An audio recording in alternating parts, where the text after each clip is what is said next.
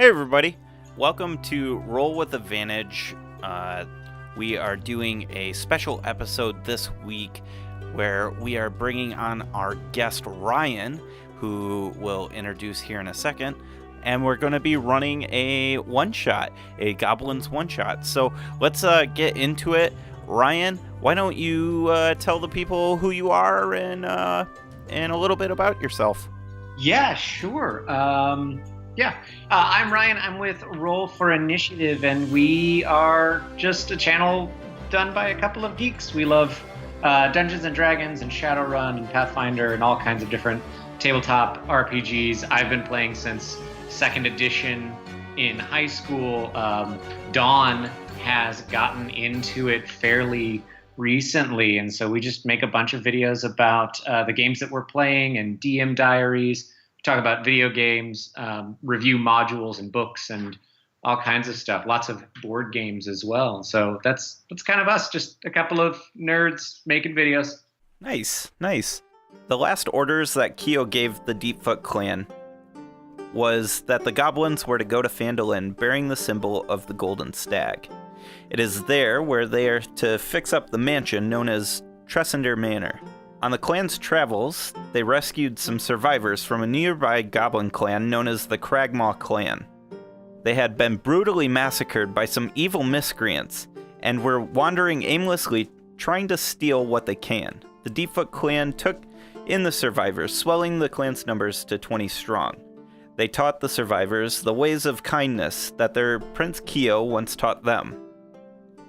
In the passing months, some progress was made to the underground halls of Tressender Manor, but money has run out, and a few of the clan members are starting to get itchy for high adventure. And wouldn't you know it, a monk dressed in red and gold robes has just arrived, promising just that.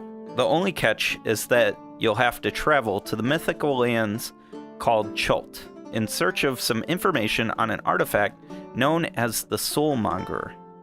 The monk has promised to give the clan 1,000 gold for sending adventurers to Chult. His only request is that they return any information that they might find on the Soulmonger to Candle Keep. Your ship sets sail from Neverwinter's ports in 3 days. The clan is counting on you. Good luck.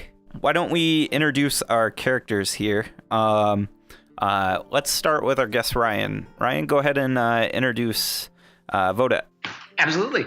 So Vodette is a wizened and elder goblin, nice ripe age of 11,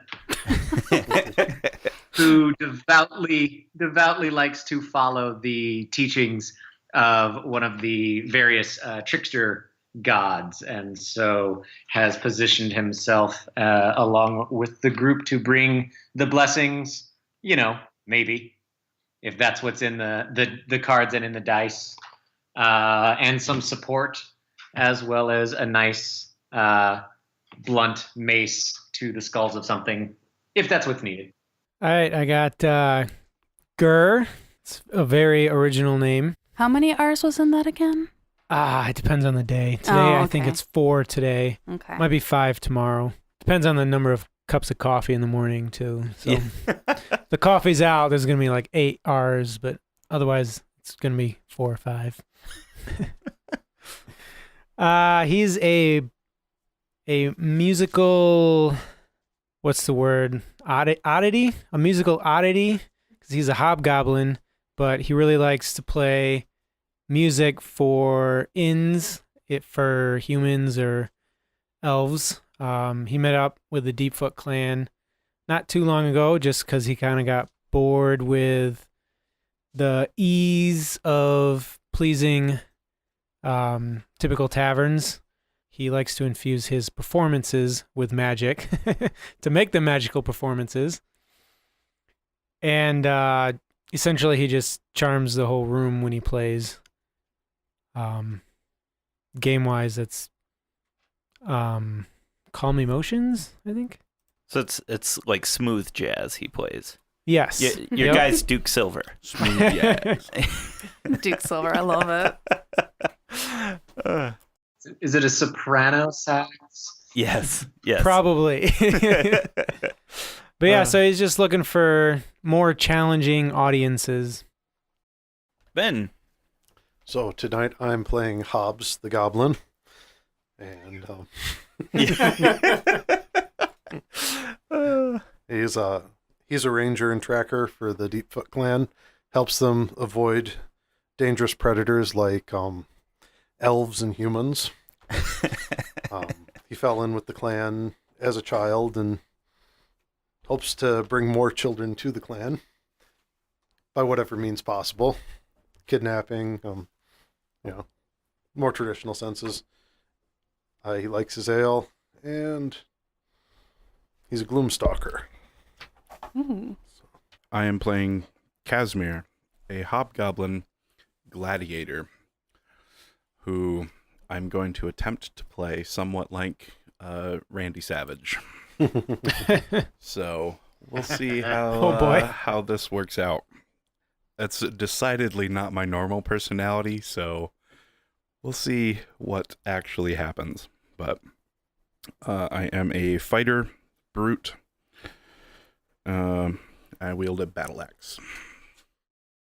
So I am a hobgoblin, and her name is Ekri.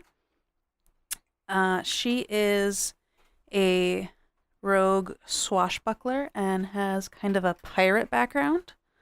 So she doesn't necessarily worship any specific god of trickery, but she's definitely kind of more on the ridiculous end of pirate stereotypes, in that she's just running around doing chaos, kind of looking out just for herself, and also maybe a little bit propense to tall tales. All right, so here we go. You five, you are actually leaving the ports near Calamshan at this point. You have traveled south from Neverwinter, down the Sword Coast, and into the warm climate that Calamshan and its area provides. You have set out with the cheapest ship you could find that is heading towards Chult. They're actually heading into Port Nyanzaru, and for the last couple of days, it has been extremely rainy, to the point where you can't really see much more than probably 60 or 70 yards ahead of you, and everything outside of that is just sheets of rain. The waters have been awfully rough as well in the area. And right now the sea breeze is kind of just kissing your face. It's very salty right now, and you all are up on deck. The captain he walks by. So this captain, did we hire him? Is he part of the Deepfoot clan? He is not part of the Deepfoot clan. He is he is probably about 50 years old, human. Like a dirty blonde gray hair and beard, and he was one of the few ships heading to Chult that costed very little money. So we're getting our money's worth. Yes. Awesome. He says, we should be arriving here in Port Nyanzaru in any time now, and he's been saying that for probably a day now. You're probably starting to get the feeling that he's lost. And at that point, it being dusk, you hear somebody call out from the crow's nest, a female voice. You assume it to be a tabaxi, who calls out from the crow's nest, and she says, "Island, port side." You see these craggy islands that start to sink below the waves, and then they actually disappear. So I guess we're still lost then. I would like to make an excuse about needing to get more wax for my bow. This humidity's terrible for it. And being a practical fellow, I go looking for a life raft. Okay. All right. I don't know what those islands are, but I know what trouble looks like. The ship starts to list to the left, like it starts to rock off of its axis and then come back through, and it starts to list to the right, and then you feel this thud, thump, and another thud, thump, and a beak starts to come up out of the water of this very large turtle. The whole ship has now gone absolutely bonkers. They are manning stations and taking up arms. You hear one of the crew people say, "Dragon turtle!" Well, I guess we should either scare this thing away or kill it so it doesn't destroy this crappy ship we're on. I'd like to put forward the idea that we should let the dragon turtle eat the humans while we take our boat. One of the side, like the safety boats. Yeah.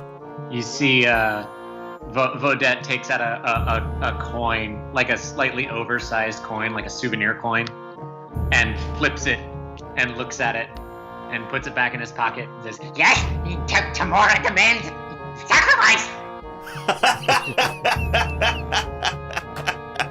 See this guy, he's got it. Yeah. All right, I vote we sacrifice the dragon turtle. No, Avatar. Hello, matey. Yeah, let's sacrifice the dragon turtle. That seems like a good choice. Or that one. he points at a small pirate, like, But that one's also small. But wouldn't your god be happier with a bigger sacrifice? It is true. The greater the sacrifice, the greater the glory. Who can say?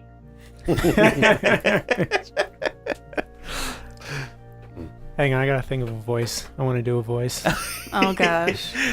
The inspiration is flowing now. Thank you, Ryan.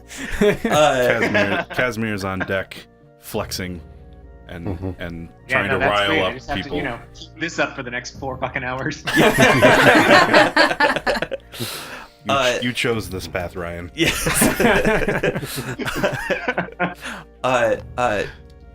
Casimir is riling people up. Yeah. Okay. Are you like starting to tote around like harpoons or something like that and getting ready for a fight with this thing, or?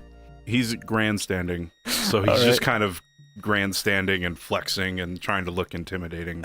All right. What do I know about dragon turtles? Give me a. Let's do nature on that.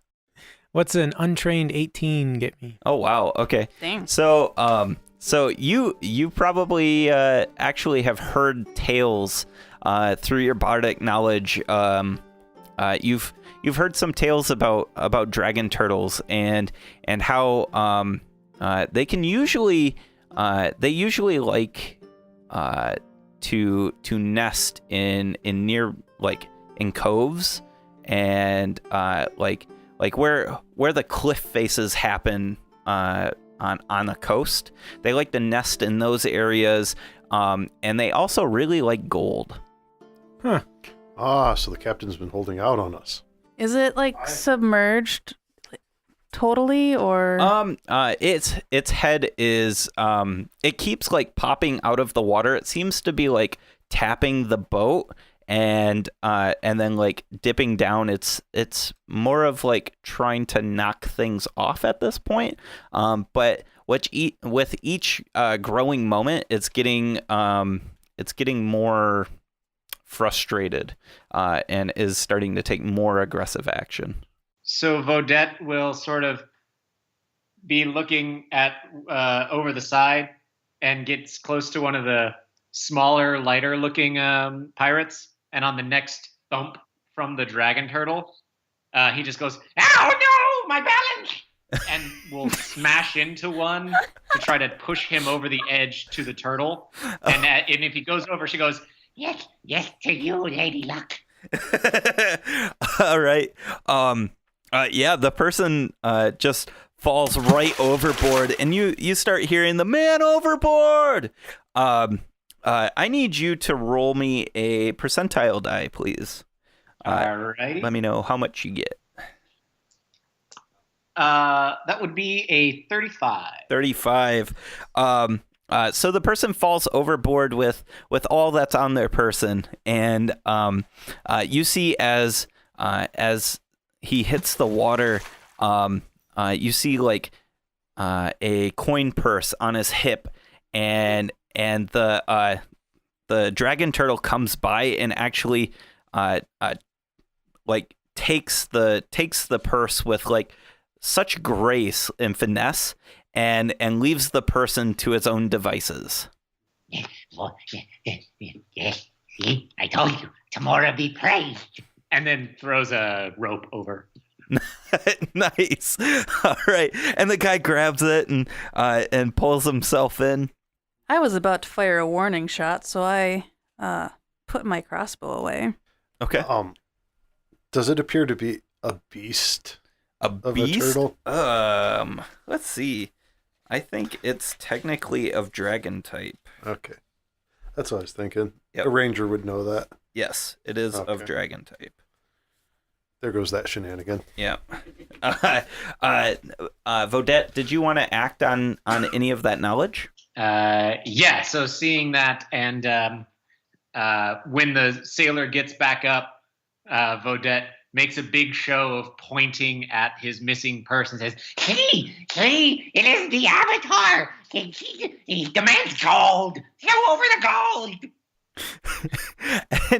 and go ahead and make a persuasion check, please.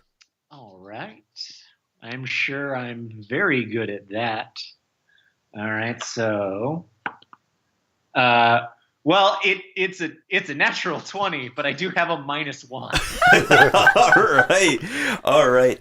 The captain's nearby and like pulling the man over the rail, and he says, "You heard the goblin? Toss over the gold!" And like everybody stops what they're doing, and you hear the female tabaxi from the crow's nest like, "What? Did you say the gold?" He said, "You heard me, the gold!" And everybody just starts like pulling out what they've got from their change purses, and it looks like people like at a wishing well, like they're just throwing gold overboard. I could have used that gold. No. And after like the first wave of gold, the nuzzles and the nudges from this dragon turtle start to like slow down. And then you see the beak come up at the front of the ship, and it actually like clasps the front of the ship, and your ship comes up out of the water and rocks against one of the crags. The rocks that you saw before was actually part of this turtle, and it now has your ship on its back, and it is making its way towards what you can see now as shore, heading in towards a cove. Excellent. We're landing. All right, that's interesting. So if we keep following this, we can see where they take the gold. Yes. Gur says, mayhap this guy's our harbor master. I think it's taken us back to take what we have left. I think it knows that we have a lot more to share. Holding out on us, Captain. Well, let's just say you're not the only ones to have chartered a ship to Port Naranzaru. Only what we carry is expensive. That's why you need to get into like contraband. Get into that would suggest that I hadn't already entered it. I think I'm going to order my crew to start attacking this turtle. Some of the things we have on board is quite powerful. You can join in the fight if you like, or run. Like drugs? You got drugs? No, not drugs. Where are we gonna run to? We're on a boat. Because if we had drugs, the turtle and we could use the drugs, and it might calm it out. It might calm it down. No, decidedly not drugs. We have Rum? We do have rum, actually. I'll go guard the rum. Oh, okay. Just point me to it. Yeah. Down below. I head down below. As you're saying that, like, you start entering like this cavern, and he's like, well, we're technically inland now, so, yeah. No bonus for going over there. Just because you passed the shore there doesn't mean we're gonna pay you more. So I'm gonna try and sleight of barrel some of this rum Yeah. Okay. All right. into the boat and be like, "See ya." Yeah, go for it. Yeah, Okay, you can totally do that. We're in a cave on the island that we're supposed to be on. Yep.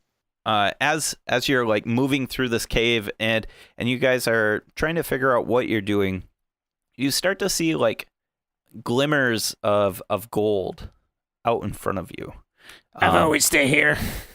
This boat continues on into the cave, and you see this giant mound of gold. It's an island of gold now. Ooh. And the dragon turtle parks the boat like up on the gold.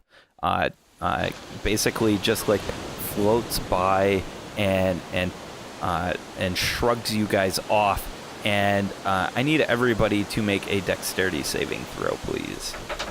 I'm making mine at disadvantage because I've been sampling the rum. Okay.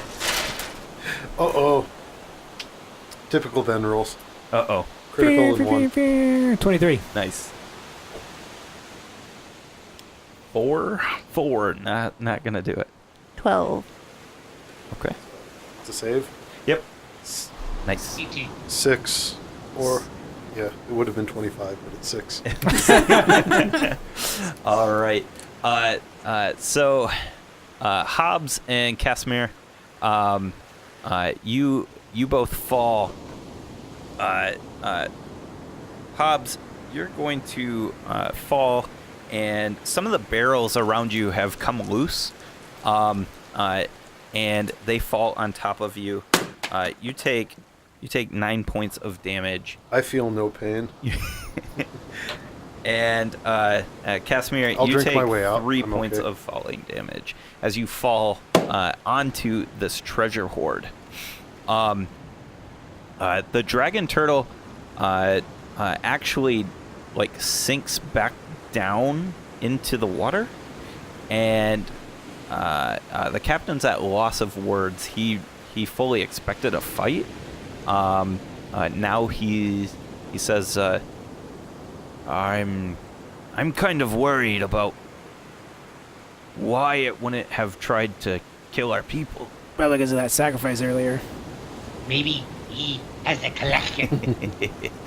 I vote we smash and grab, and he orders his ship's crew. He says, grab all you can and run for the surface. Yeah, I'm gonna grab too. If you all would like to grab for some gold, give me everybody needs to give me a percentile. That's what I'll need. Now, I'm going to grab, but I'm not going to run. Okay. I don't know if that's a smart move or not. But... Oh, Ooh. 53. Nice. 15. 15? Okay. 58. I got a 73. All right. So, what you all pick up is in gold value. Can I have grabbed Captain's point purse? Give me a sleight of hand, please.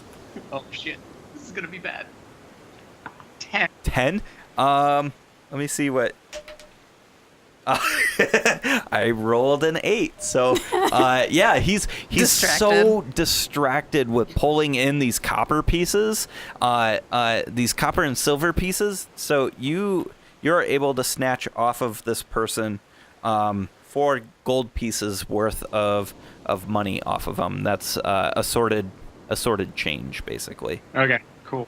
Casimir, the reason why you found so little, though, is because you were distracted by the items that you landed near.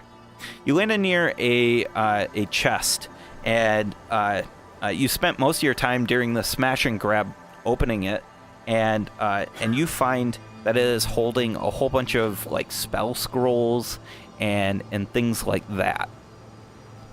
What's your strength?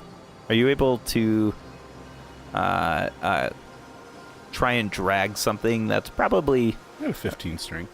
Dang. Oh, yeah. You can try and carry this if you'd like. Hell yeah.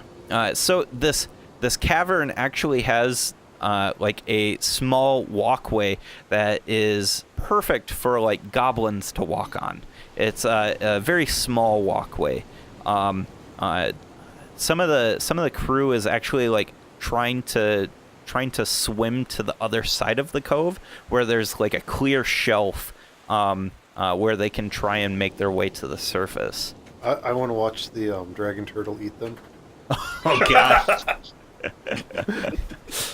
I understand the ways of the wilds, and if you try to swim for it with the gold, you're just either going to be chomped up or pulled back. Yeah, and Hobbs, you get exactly what you want, but what you're not seeing what you hope to see. You see a lot of baby dragon turtles coming up, and these smaller like mouths come up, and they're starting to like pull these pirates under, and you hear like one muffled scream as it like gets pulled under the water, and then you see like another head drop below water, and thump thump thump thump thump. At this point, I dump out my water skin, fill it up from one of the barrels.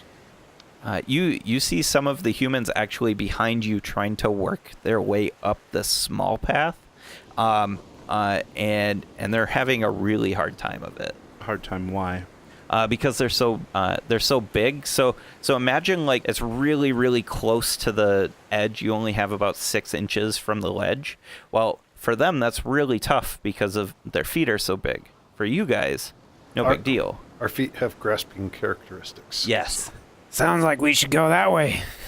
As the scramble goes and folks are making the other goblins, our party are making our way out. Yeah, Voda just grabs the little coin purse as well, and then shows it to Hobbs on the way out, and he's like, Hey, look, be a lady. and then goes along the footpath. Nice. So you guys are following this footpath up, and it eventually makes its way into like this little underground tunnel. It's a really short tunnel. None of the humans have made it up this far. They've fallen off the ledge and into the waters. Following this path up, it leads you up into the jungles. Everyone, give me a perception check, please. 19. 18. 14. I'm surprisingly perceptive. 14 as well. Okay. 22. 22. Dang. Jeez, oh Pete. So, Vodet, Casimir, you had a 19, and Hobbs, you all see, like some silhouettes hiding in some of the bushes nearby, like the big wide leaves.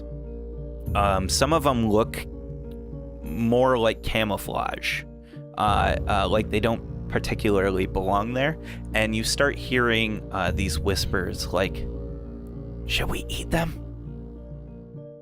And you hear like these bird calls. Vodet puts his hands out to try to stop, and pats the person in front of him, and points at the bushes. And I'm gonna call down a guiding bolt. Nice. Nice. All right. Remind me, Guiding Bolt is a dex save, right? Nope. No? Oh, it's a spell attack? Spell attack. Yeah, it's a spell attack. And I'm looking it up. I have not used D&D Beyond yet, so let me just double check. All right, so that's a big 4. So that is 8. 8 is not gonna do it. But what happens is you hear like a ah, and this like painted wild goblin rolls out of the of this low canopy area, all the vegetation around, and it's got this big wooden headdress with big red eyes and yellow teeth maw painted on the mask, and it's got this spear and it's laying prone in front of you. Is it male or female? Let's see. It is a female. So, in a moment of drunken confidence, Hobbs is like, "Hey." She looks up at you through the mask, and you can't tell any facial reactions. I'm from the Deepfoot clan. I've never heard of that. Is that south? Yeah. Well, south of like Neverwinter, but Never heard of it. What's your business here? You came out of our god's tunnel. Are you avatars of our god? Yes. Yes. yeah. Deception Yes. check for you 3. No problem. And so I have a 3 because Hobbs. I don't think I've mentioned it, but he is especially not charismatic. Okay. You guys are all really bad at lying. I got a 22. Can I get advantage since we did just walk out of the god's tunnel? No. I rolled a 1. Oh man. She says Start sniffing too. She says, lies. And that's when you see 9 more spears come from the vegetation nearby. And in like almost like a circular phalanx, they start like edging in towards you guys. And it's nighttime. It's dusk, so yes, it would be quite dark in the rainforest. The canopy kind of blocks out a lot of the sunlight. So do I see any spots that are like especially shadowed? Gloomstalkers, Yeah. we can like Yeah. hide from dark Oh vision. yes. Yep, you can find a spot. I want to ask her, wait. What? Who is the god you pray to? Our god is Tormak. Oh, that's the problem. We come in the name of Kimura, but you can see where the confusion would lie, so. One of the goblins lowers their spear and notices the big chest that Casimir has been dragging around, and they say, How about this? Seeing how you have provided a gift, and like points with a hand gesture towards the chest. He says, seeing how you guys have provided a gift from our god, we'll let you go to whatever you might need to do, or maybe we have to take that gift by force. How about this? You walk away from us and we spare your pathetic little lives. I don't know how you think you could attack a hobgoblin. give me a what's it called? Intimidation with disadvantage. Sorry. 14 was my lowest. 14 Mhm. is your lowest. Okay. I've got proficiency. Okay. And they just like they back away slowly. Wait, don't leave me, baby. They kind of they like start to back off into the vegetation, and you hear the male call out from like nowhere. you hear him call out, "Good luck with the water." That is the last you see of them. Good riddance. It's really hot in this jungle. Very, very humid, and we're talking like temperatures up in the high 90s with like 70-75% humidity. So it's like breathing water. It's okay, the rum will help. Yeah. Do you guys want to bed for the night, or do you want to try and find Not somewhere right here. safe? Yeah, not Okay. so close to the cave. Okay. Give me a survival check then, to try and find a location suitable for night stay. 17. Cool, I'm gonna go with AJ's roll. I follow everybody else. Now, being that jungles are really just a sort of forest, is there anything about, being a ranger of the forest that might help me? Yes, but I get to impose disadvantage on you at any given time tonight. Once. Okay, I'll take it, because he can impose disadvantage whenever he wants. Right. All right. You have traded luck, my friend. What'd you get, Ryan? Oh, all of us. Sorry. Nature. I feel like I have to start doing these on roll 20. I got a natural 20. Nice. Okay, so as you all are trying to look for a spot, Vodette is actually very proficient in what he does, and Vodette, you're able to find a relatively safe location up in the trees. You think it'd be a fairly easy climb, as these trees have pretty good handholds and things like that. If you guys want to stay up in those trees. Yeah. Okay. So you guys climb up in these trees and rest for the night. Do people want to do watches, or do you just want to take a nap? I would want to do watches. Okay. Okay. I'll take a watch. So who's taking first watch? I'll drink first watch. I'll take second. Okay. I'll take third. Excellent. Fourth? All right, and then Casimir on the back end. Okay, so I need active perception checks from everybody, and we'll go in order. So Ben, I think, is first. So go ahead, Hobbs. All right.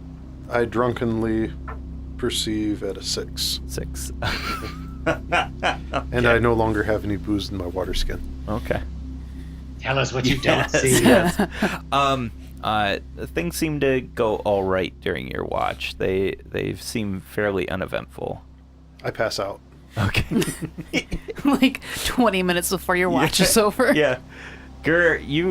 Wait, who took up second? Me. Okay. 15. You find first. You find Hobbs sleeping in his watch position. Typical goblin. Yeah, and with your perception check, you can actually see the makings of like a like this really big open area out in the distance. With the elevation you have in the trees, you can actually see kind of the silhouette of a building, and then this cliff face surrounding it, if that makes sense. It's kind of hard to make out from the distance. It's obscured by the darkness and the haze that's in the air. Does it look like something I just didn't pay attention to earlier? You couldn't see it. There's no way you could possibly see it from the ground. No, but like when we first got up in the trees. Oh, yeah. It's just something. Okay, you so it's not didn't like it was notice. like a sudden thing where Yeah, I'm like, okay. it was more of like you being vigilant. Yeah. Cool, I have an idea of where we should go tomorrow. And the rest of the watches actually go fairly quiet. In the morning, you feel fairly rested. Anybody wearing medium armor? Or heavier? Yes. Yes? Okay. I need... Scale Yeah. is medium. Yep. I need everyone to make a Constitution Yeah. saving throw, please. Welcome to Chult. Oh. Everyone in medium armor. Or just- No, everybody needs to make a saving throw, especially you, Hobbs. Those in medium take disadvantage. Yeah. 18. 18, okay. Wait. Ekri? So yeah, I get advantage. No. If Oh. you are in medium armor, it's disadvantage. Everyone else just rolls normal. Okay. Sorry, Yep. I thought AG was getting advantage. Medium or heavier. I'm light armor and I have 11 as my Okay. check. 19. 19. You sure you don't want to give me disadvantage on this check? Yes. Okay. 7. 7. Okay. And what did you get, Ryan? 11. 11. Woo, woo. All right. Anybody lower than a 15 takes a level of exhaustion. Oh, Yes. good. What does that do again? It's like disadvantage. Disadvantage on your ability checks. I think Oh, it's just your guys. ability checks. I feel so rested. We're a place to mark that on Uh, D&D I Beyond. Exhaustion. Yeah, on your HP, you can apply a condition. Yep. Exhaustion. Yep. So it's one level of exhaustion, which means it's disadvantage on ability checks. That's it. Not attack rolls, not saving Awesome, throws. thank- So, So why are we having this because happen? of the heat. Okay. Um, So, but wait, then how? I have light Yes. armor. How was I affected by? because it's hot as fuck here. The people in medium armor had disadvantage on it. Oh, I see what You- you're saying. you would Gotcha, just a straight gotcha. roll. Yep. I yep. thought it was caused by that. No, Okay. no. So you all are tired from not quite a good rest last night. Some of you are less tired than others.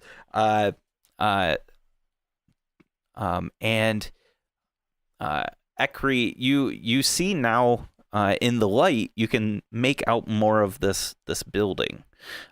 You can see this really nice like stonework and there's like you can see almost like statues, like silhouettes of statues from the sun. There's probably a lot of treasure there. Quite possibly. Hey guys, we're going over there. Let's go that way. Hobbs just grabs his head. It's too bright out. That cute goblin girl's not around anymore. So you guys are heading towards this, towards where you think this tomb or place is, and what you come to is this really large canyon. It's extremely deep and very, very wide. You estimate that it's probably somewhere around like 1,000 feet wide. The only way to get over to this area, though, is a rope bridge, a very old rope bridge. 1,000-foot rope bridge? Yeah, dude. Fuck. You can see this rope bridge is tied to these stone like footers that are sunken into the ground, and they look like dwarves carved in them, and the planks of this rope bridge are covered in a thick like mossy algae type vegetation on it. There has not been traffic for probably many, many years over this bridge. So wait, so the chasm type space is 1,000 feet, and then the bridge is also 1,000 feet? Yeah, it goes over it. Okay, so Yep. it's not perpendicular. Yep. Okay. Wait, what's that, Lady Timora? What? Vodette should go first, and then we should go in ascending order by height? Shortest to tallest? Hey, Hobbs. What does a bumblebee do when it gets hot? It takes off its yellow jacket. Oh god. Nice. So who wants to tempt fate? And we shall allow my wonderful matron to decide. And, Casimir, call heads or tails. And he flicks his coin up in the air. While Vodet's doing that, I take out my flute and I start tooting away at it. And then I start walking across the bridge. I kind of shove past him and run ahead because I figure the only way I'm getting across is if hobgoblins haven't made it first. Oh, okay. All right. So before I continue, Yeah. this chest, Yeah, you want to investigate it? I want to investigate and actually pull out what Yeah. I need and get rid of the chest. Yeah, so you've been dragging this chest. How intelligent is your guy? I've got a 14. Oh, shit. All right. Smarter Yeah. than me. Yeah, it was... Have we even looked in it yet? No. Hey, you said there were magical scrolls. Yeah, and then you shut the chest. Yep. So it just dawns on you. You're like, well, shit. Well, let's I would have open done this it guy earlier, up. but we've been moving. So So you crack the chest back open. You notice there are 3 spell scrolls in here. There is 2 potions of healing. I grabbed those. There is another potion that has like this green algae look to it, and a potion that looks a lot like a potion of healing, but it is decidedly bigger potion. You also see another potion bottle full of like this yellow silver spinning liquid. And at the bottom, you find underneath all these like spread out scrolls and stuff, you find a shield, and it's fine. It's a very fine shield. You would think it's probably a +1 shield. I don't use shields, so if somebody else wants the +1 shield. Underneath that is a weapon, a mutable weapon, a +1 weapon, whatever. Whoever takes it. You take that? So, whatever your favored weapon is. It's Kinda like- a haft pops out and then axe blades. Yeah, it's Schrodinger's weapon. Until you observe it, it's any weapon. Can I try to identify the unknown potions? Yeah, absolutely. Arcana, please. And then on the bottom, underneath all of this stuff, is a instrument.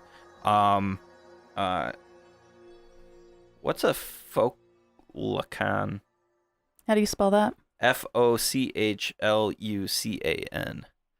I assume it's some sort of guitar. A Foculan bandolore? Yeah, it's a musical instrument. I'm running across the bridge. I start across the bridge and then I go, whoa. Did somebody just touch like a loot thing? 15 Arcana. I got a feeling there's a loot thing nearby. I put the shield on my back. If no one else is gonna claim. Okay. Gur, that is a instrument of the bards. And it is of that type, the Foculan type. You'll find it in D&D Beyond. All right. And the potions are a potion of growth and a potion of speed and a potion of greater healing. I take all 3. All right. So, this is all happening in split seconds. And Hobbs, you're running across the bridge, and the bridge starts to swing and sway. Give me a acrobatics, please. At disadvantage. Right. Well, This is a skill check, yeah, so it is disadvantage. It's I thought so. Oh, yeah, but I slip gracefully on Okay. the algae, and I acrobatics at an 18. Nice. Yeah. Would have been a 20. So you're running across this rope bridge, and it's just kind of creaking a little bit, swaying here and there, and you make it to the other side. I could use a drink. Yeah. And you come across a door at the other side, at the face of this temple. When you're walking across this bridge, everybody else, as you're walking across this bridge, you kind of hear it like creak and groan defiantly against the weight.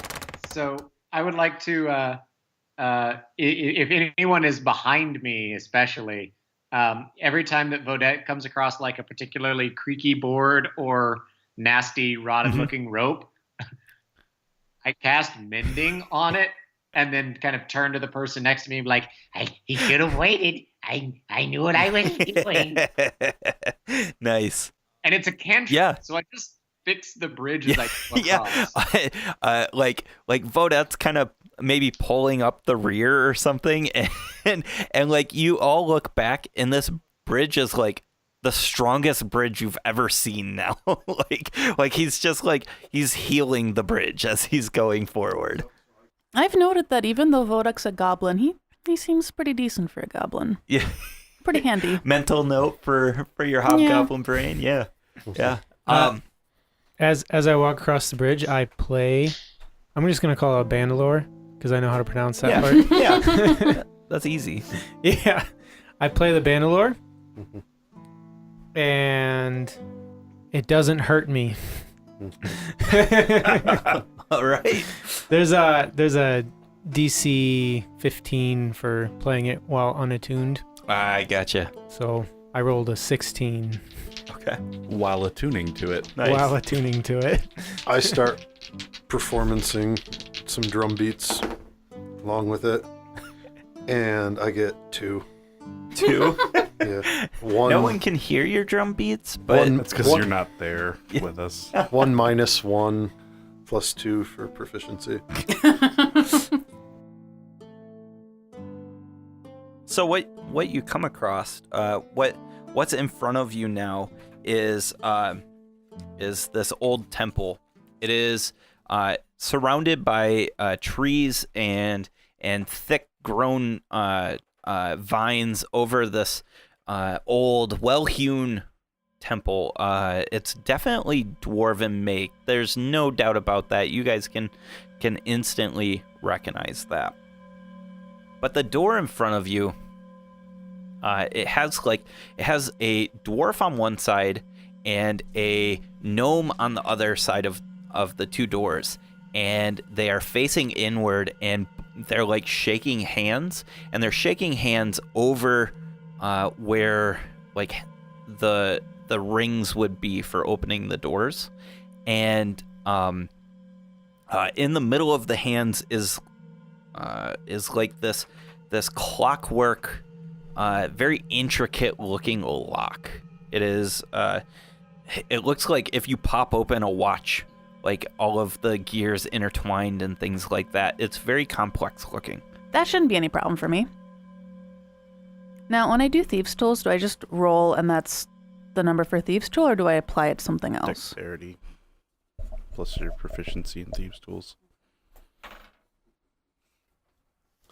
Meanwhile, I cast Disguise Self, and I make myself look like a dwarf. An especially dwarfy dwarf. Okay, so that would be a 17 on Thieves' Tools.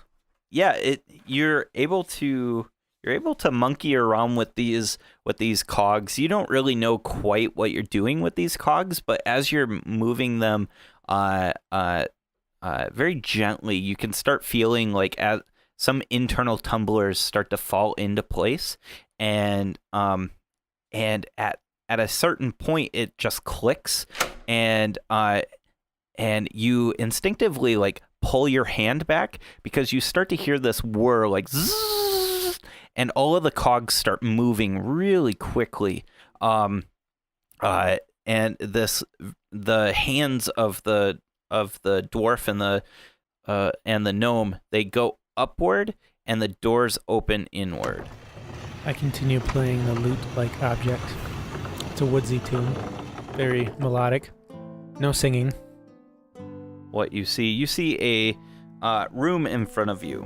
The doors open to a large room with bas-relief carvings of gnomish and dwarf engineers working hard together.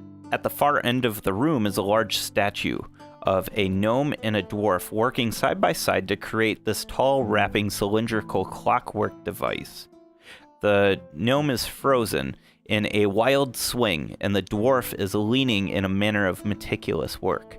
They both are holding their hands out to mime working, but seems to be missing their tools.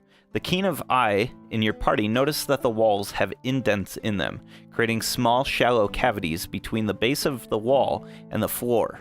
One golden metal ball drops out from one of the cavities and starts rolling towards the center of the room. I need you all to roll initiative for me, please. How large is the ball thing that dropped? It's about baseball size. Okay. Initiative being a skill check. Yep. Oh, yeah. Those of us who are exhausted have disadvantage. I say in Dwarvish, I say, "Hey lads, how's that for hospitality? Have any ale?" It's a little stilted and broken, but as though I am a foreign speaker. Ready for initiatives? Yes, go for it. I got 22. 22. Vodat? 14. 14. All right. Hobbs? 7. Ekri? 18. 18. And Kesmar? 12. So what you see is this one ball. It's like a golden bronze type mechanical device, and it rolls to the center of the room, and then it starts like unfurling into this centipede-looking creature with daggers for arms that can strike outward, and it's got a big maw. Droid the cars.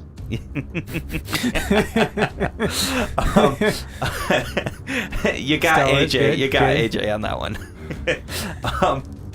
I was going Skyrim, but Star Wars is good too. Yeah. So what would you like to do? They definitely look to be defense mechanisms of this temple. But there's just one of the centipede Yes. creature things. Yep, in the right now. center. Okay. Is it a humanoid? No, decidedly not. Well, 'Cause that it came throws out of, out like- all of my spells. Probably a construct. It looks like it's metal, right? Oh yeah. It's clearly clockwork.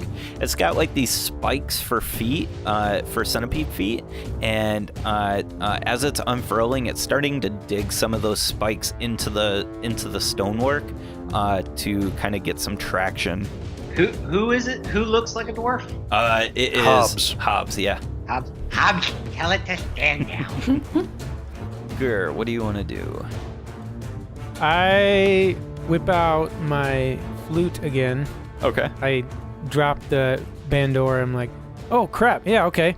And I play the flute, and it's a very lovely dwarven tune, as I too turn into a dwarven-esque figure, Okay. and I'm just like, I'm home. All right. Ekri, what would you like to do? Does it look like more beads will be rolling down, or There's nothing to indicate that. okay, so everything else is just like totally still? Yep. Well, I'm just gonna walk up and swipe at it. Okay. All right. What are you attacking with? 2 short swords, Nice. and so I'm assuming it's within like 30 feet of Yep, me. yep. So, okay. So that's probably not gonna hit. That's an 11 from my first swing. 11 is not gonna do it. You swing outward with your sword, and it just clangs off of the metal, not hitting anything of importance. And then for my second swipe, ooh, that would be 17 to hit. Oh yeah, you find purchase with that strike. Okay. So I know when you do dual wielding, you can only apply like the second one? modifier for damage does not apply to your offhand attack. okay. I wasn't sure if it was my second attack or my offhand. It's offhand, and the way to try and keep that, since you're doing the same weapon, is your first one is your main hand, your second one is your Yeah. offhand. Can I still add my sneak attack to it? No, because you didn't meet the conditions for having I'm sneak a swashbuckler, so If there's no other enemy within 5 feet of me, then I can use my sneak attack. I don't need attack advantage if I'm within 5 feet of my target. All right, there you go. So then yes, you Not get to familiar use with the sneak class, attack. but yes, Okay, it can apply to your offhand attack. cool. So 1d6 for the short sword. So that's 4 damage, and then sneak attack is an extra 2d6. So that is 6 and 4, 10 total piercing. You don't add. Oh, that's right. I don't add it. So sorry, So 8. Okay. All right. It is not doing hot. As you strike, you hear you hit some of like the really nasty gears on the inside. Though the outside may look nice, the gear work on the inside is still really rough from age, it seems. Yeah, it's not doing good. Sweet. It is now, let's see. It's now your turn, Vodette. Okay. Then Vodette kind of takes a step away from the party a little bit and flicks his coin up in the air. And as it comes back down, 5 feet behind this thing, another perfect image of Vodette just kind of bamps into being and catches a duplicate coin. I invoke duplicity with another of me behind it. That is awesome. And, That's really cool. and then I'll get within about 10 feet of it, but that's my turn. Okay, excellent. So that's an illusion of you. Yeah, it is illusory. I figure at this point, since we're all part of the clan, that we kind of know each other's abilities. So Yep. Casimir. I'm gonna run up to it and smack it. Yeah. Oh yeah. Smack good. I'm gonna flex on it first. I'm gonna run up, flex on it, and then smack it. Snap into a Slim Jim. So that's a 23 to hit Oh yeah, that hits. for 9 damage. 9 damage. All right. You strike down on this thing, and you've got the sword, right? Or Battle axe. battle axe. You strike down with the battle axe, and Two-handed. you cleave its head from its mechanical body, and there's this whirring as the gear ratios are now messed up and they're let loose. The head starts moving erratically and the body goes limp. The mechanical contraption seems controlled at this point. It is no longer a danger.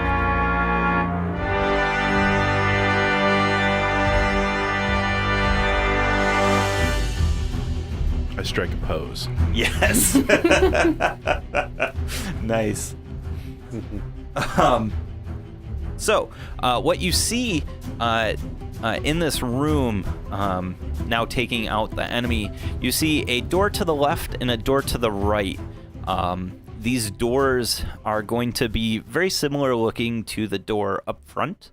I walk up to the right door. So the figures are in the middle of working with something, but their tools are gone? It's a statue of a dwarf and a gnome, and they're clearly working on it. And their tools are gone, yes. I would like to do 2 things. First, I would like to turn to Ekri and say, Ekri, do you know why everyone likes to watch blacksmiths at work? Because they're riveting. and then I would like to... Ekri laughs at that. And then I would like to look around the room for their missing tools. Nice.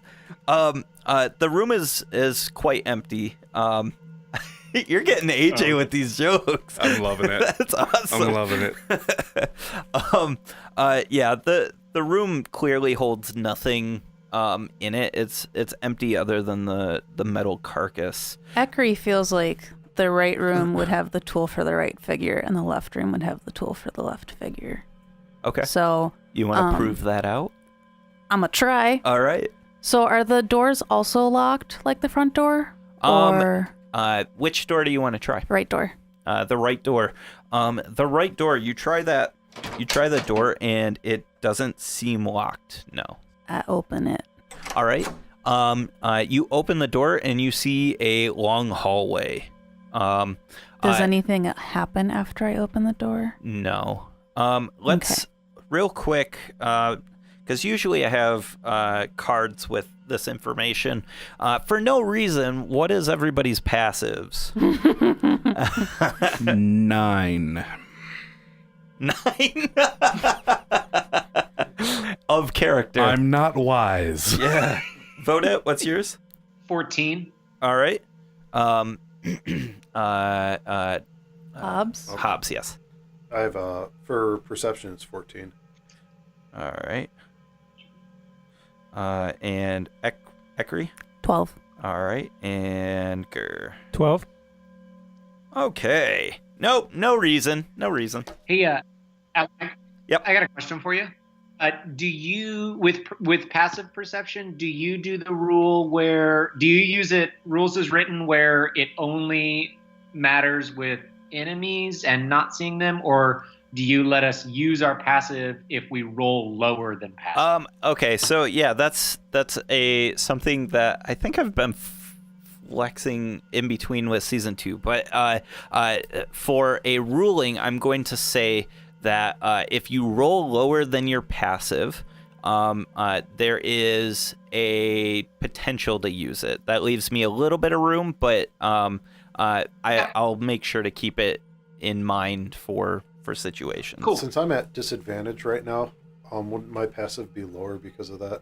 Yeah. So I'm Subtract at a 5. 9 too. 9? Okay. Fives. All right. So you open this doorway, and you see a long hallway. At the end of this hallway is a door. A similar looking door. All these doors are gonna look identical throughout this temple from This here is on why I out. prefer the wilds. Yeah, damn doors. It only lasts a minute, so it might not be there, but if I still have my illusory Vodet, can I send him running down the hallway? Yeah, I'm cool with that. So Ekri, you open the door and you look down it, and then you see Vodet like squeeze past you and run down the hallway. And when he gets to the end in front of the door, he disappears. Nothing seems to happen though. Okay. Seems pretty good to me. Quick perception check. Does it look like there's any crevices or lines in the walls /floor/ceiling? Okay. And that one, JK. It's pretty nice looking hallway. Dwarven. Yeah, I mean, Work. This indoors stuff is getting more and more nightmarish as phantom people disappear and run down hallways. yeah, right. So I'm gonna just walk like a badass down the hall to the door. Okay.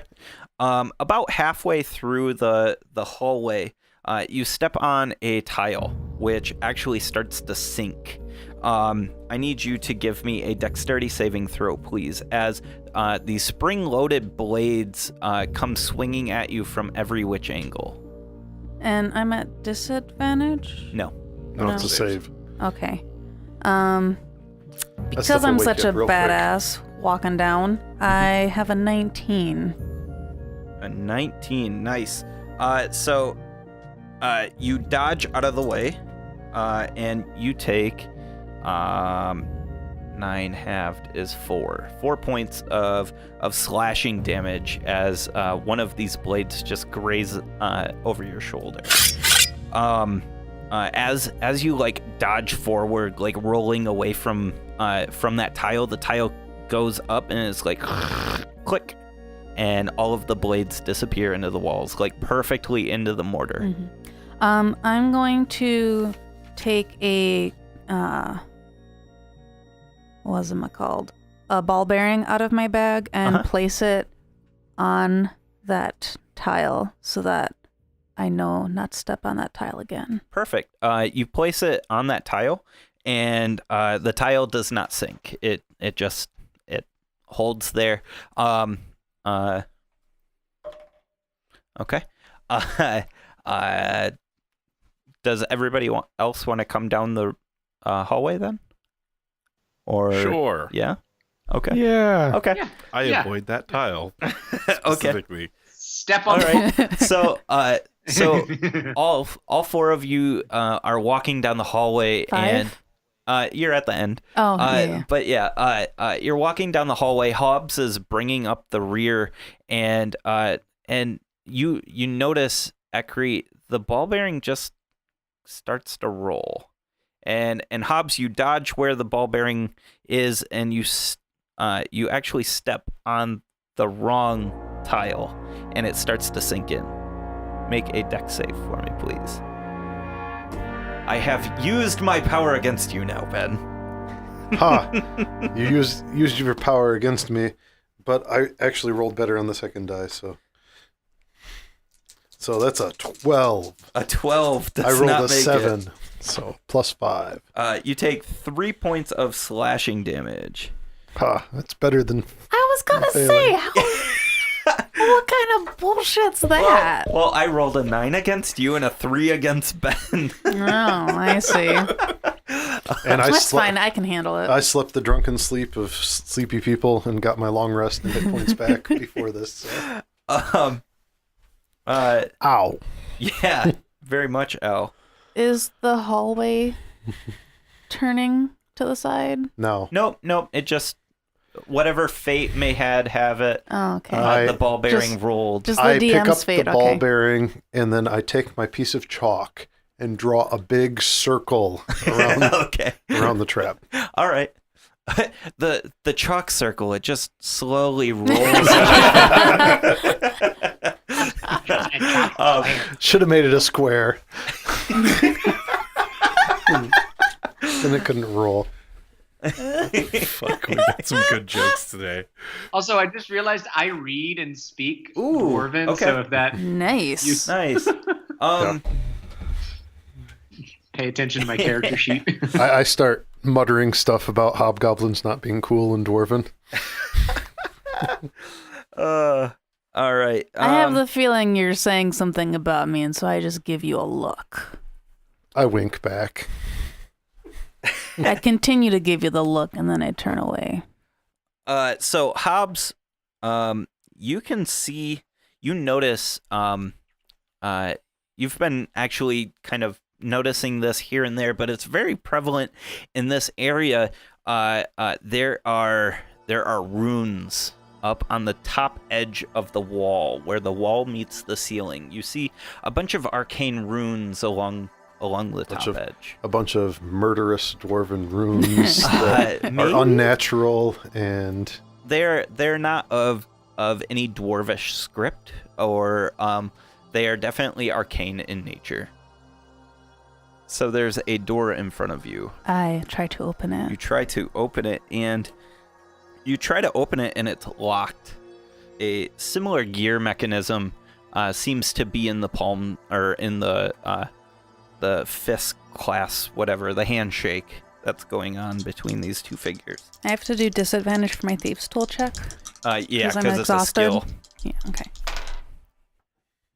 And then I add my dex to that, you said, for thieves' tools? Yeah. Okay. It's dex plus proficiency times 2. Yeah. Times 2. Yep. So 7. 13. It's not going to do it. Can I try again since I did open that one door? I will allow you to attempt again. Okay. At disadvantage just know again? that yes, at disadvantage again, but just know that this is a very delicate lock, so too many failed attempts might break it.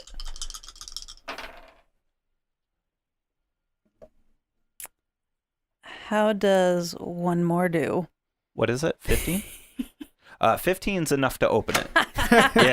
Yeah. So the first time you're like, I must have missed something, right? Like you must have missed a turn or something like that. But the second time, everything clicks and it whirs like the first one. You pull your hand back really quick, and you notice that the humming from from the locking mechanism whirring, it doesn't stop. The doors don't open, but that humming doesn't stop. And the humming stopped on the first door that I unlocked? Yep. And that one opened by itself. There's just the one door in this? Yep. It's just a long corridor with one door at the end. Who would like to go through the door first? I'll go. Okay. I'll go. He'll go. Yeah. Gur, you open the door. Are you opening it gingerly, or are you just walking through? Oh, no, I'm opening it like, well, I'm home. Yeah. I'm here. Okay, so what happens is when you open the door, the whirring noise that you could hear from that door, it grows a lot louder, and that noise actually starts to sound extremely metallic, like rapidly moving blades. And when you open the door completely, you can see this weird,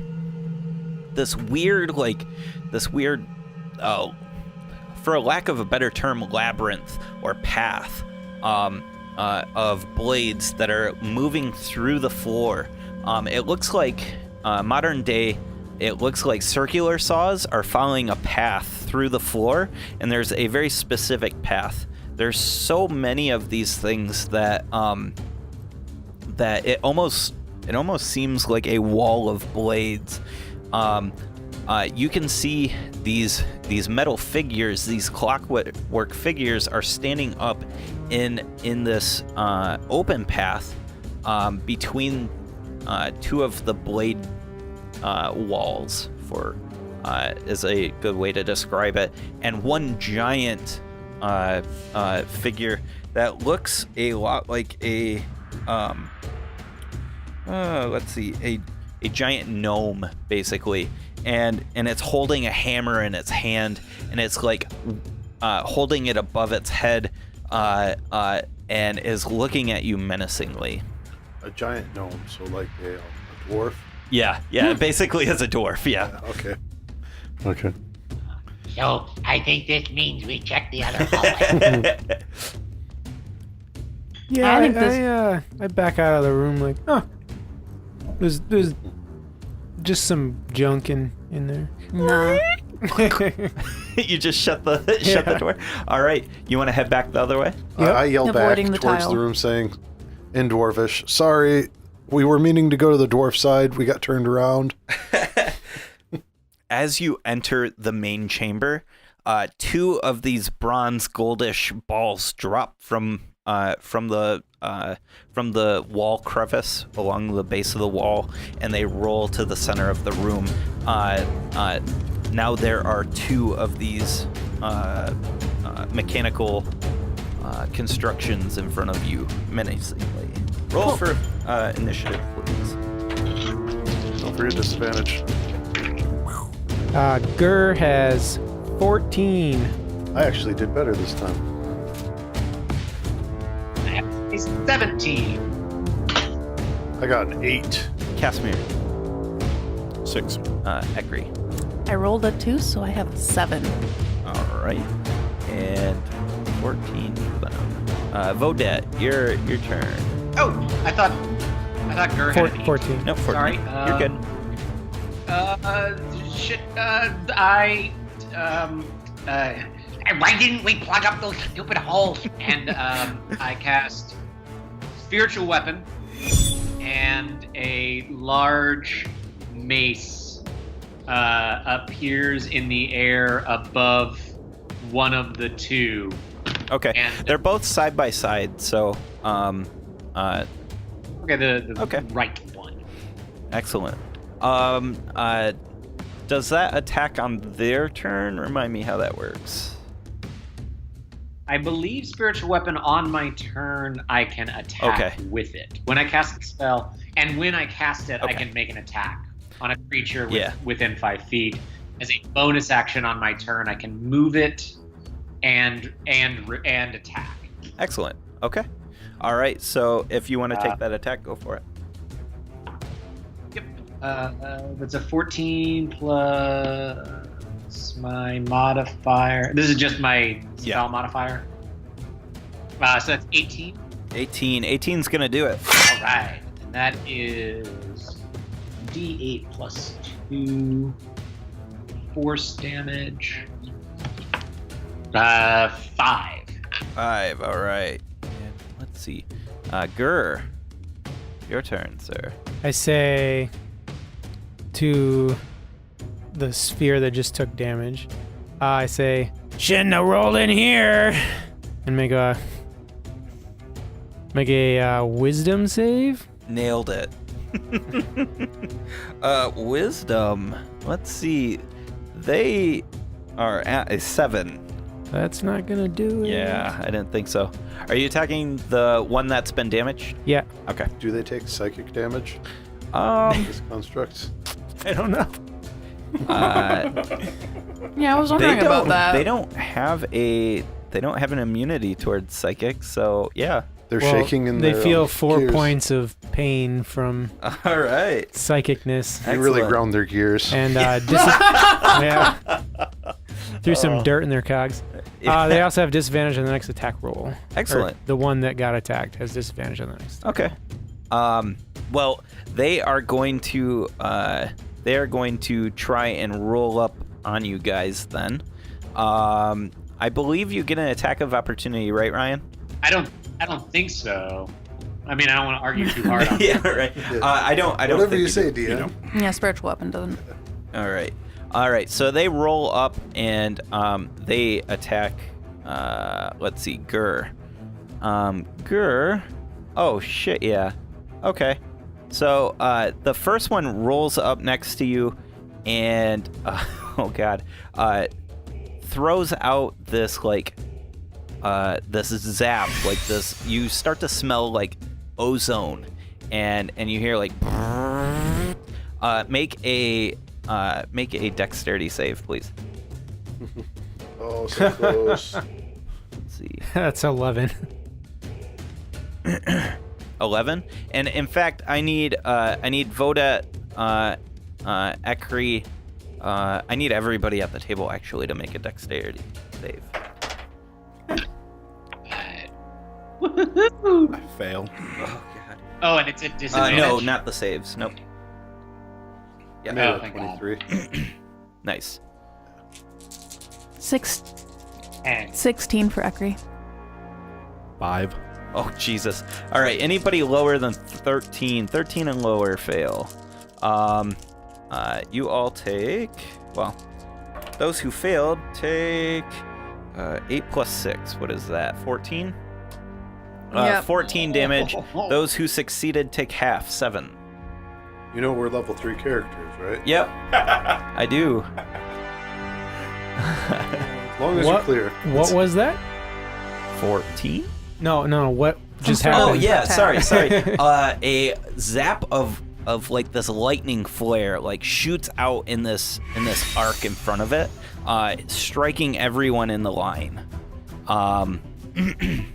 So it that's what it does, and its buddy just comes up and bites you.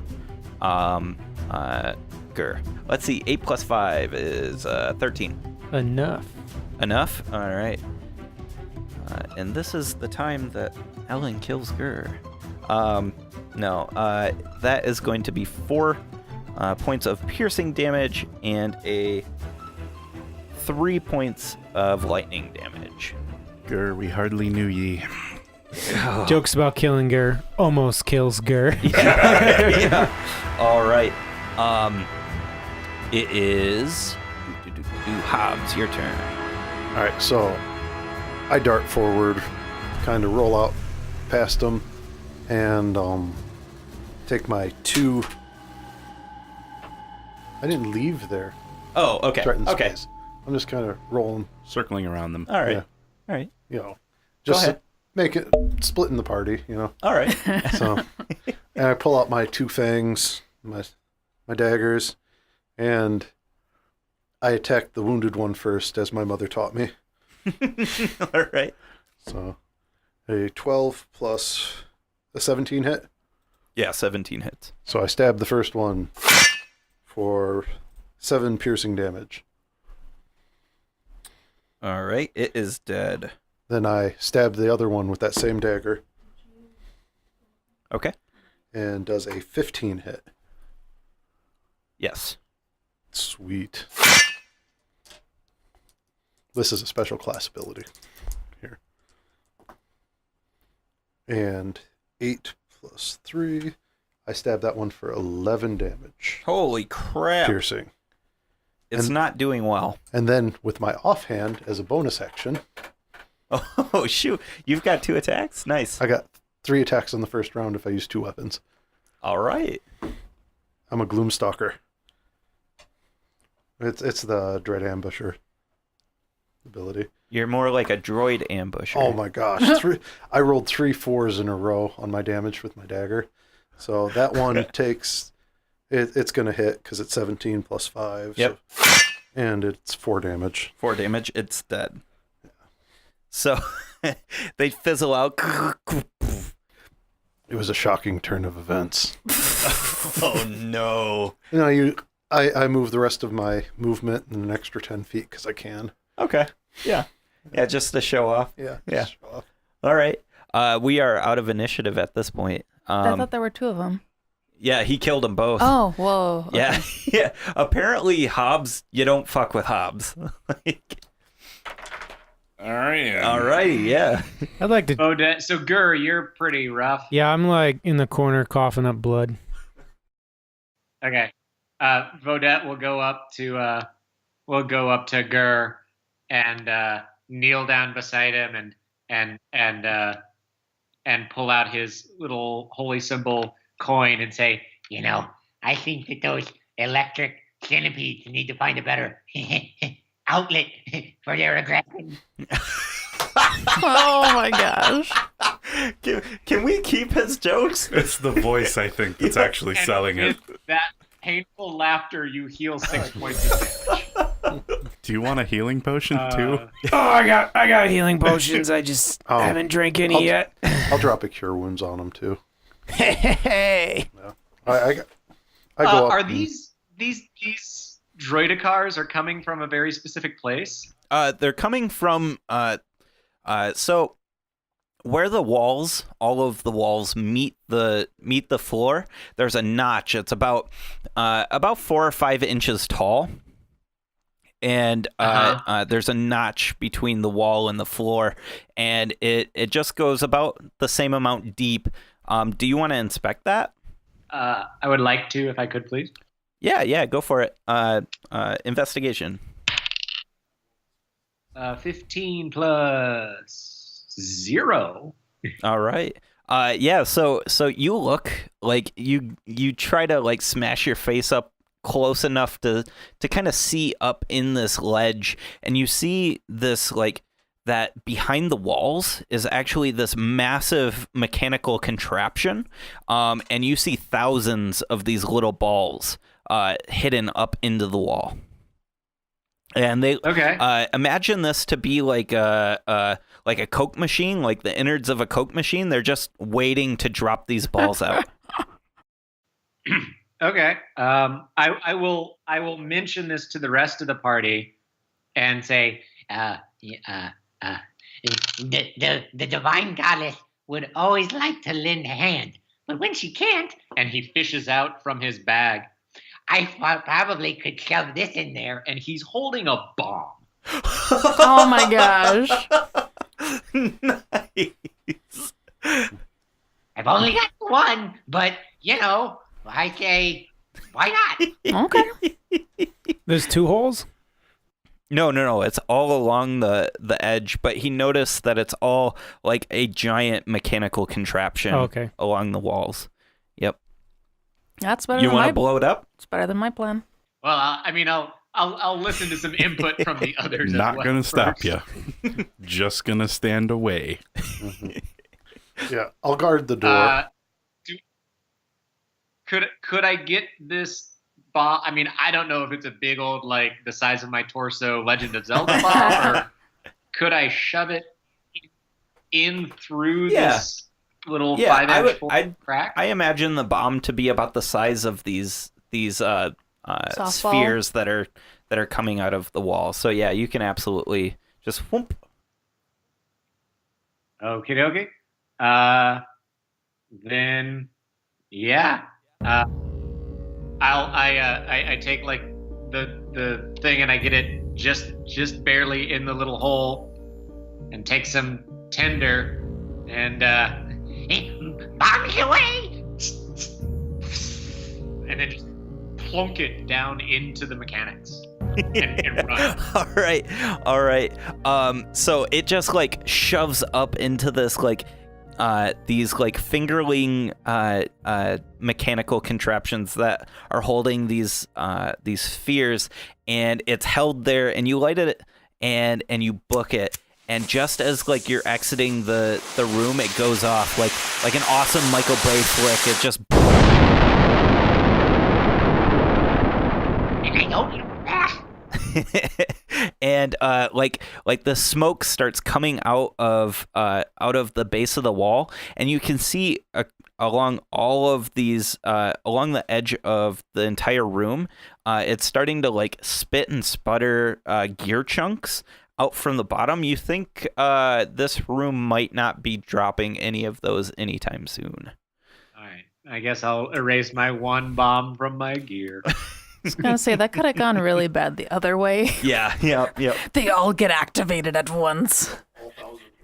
Yeah. I had a bad feeling that was going to turn out to be a binary deployment system. So Yeah, it just goes back out. well, no, we fought 1, then we fought 2. Oh yeah. And then 4. Oh. That could have been bad. 8, 16, 32. Moving on. Yeah. Okay. So, do you guys want to move through that door? Yes. Okay. So you guys go through the left door in the main chamber. When I do, I'm going to take my crowbar out and, well, first I'm going to do a perception check on the hallway. And then if everything is... You open the door, though. So the door isn't locked. And what you see when you open the door is it actually opens into a similar hallway. But there's no door at the end of this hallway. It opens up into a vast room, and then you see this archway. It looks like a footpath archway, and it's broken over this crevasse on the other side of the room. And you see far away in the distance is a portion of this temple is cut into the cliff face on the other side of the crevasse. Okay. The hallway, floor, walls, ceiling. 1 second. Other than the scenery, you also see in this room 3 clockwork dwarves in this room. And one of the dwarves is much bigger than the rest. It is holding a wrench over its head in a very similar style to the other room, and it is looking very menacingly at you. Okay. So, a perception of 18. Do I notice anything hinky about the hallway? No. Okay. So, as I walk down the hallway, I'm going to use my crowbar to test out the tiles in front of me. You're sounding them? Yeah. Okay. Yeah, as you're like sounding down the hallway, you don't hit any like traps or anything like that. Cool. Does Casimir just run in? Disappointed not being able to fight the previous couple? Kind of want to. I'm definitely keeping up with her. Mm-hmm. So okay, that I can be up front for this battle. And I'm kind of like, I'm walking behind her, but I'm totally flexing on these guys the whole way, like pointing at them and being like, is your wrestler music playing right now? Oh, yeah. Absolutely. In my head only, but yes. Unless I get some, a true American. Some bandolier backdrop music. You want some backdrop music? Yeah. Do you say so? Play him a fat beat. Backdrop. All right. I start playing some Bandor music, and oh no. and I get him hurt. Apparently. Yeah, I get hurt. Oh, no. I say very very loudly in accented dwarvish that, hey, we're all dwarves here. There shouldn't be any problems. You see in front of you the main, like, badass dwarf. Its head, like, kind of tweaks to the side a couple of times, and you can see, like, gear chunks pop out from the head. Perfect. It's already broken. We're good. We can fight this. So as I play some theme music, I go bum, bum, bum, bum, bum, bum, twang. Oh, God, my ears. Oh, that hurt. Take 5 points of damage. Oh, shoot. I picture one of the strings snapping and like cutting your face. It is psychic damage. Oh, psychic. So I was okay. like, it's got to be some sort of mental thing.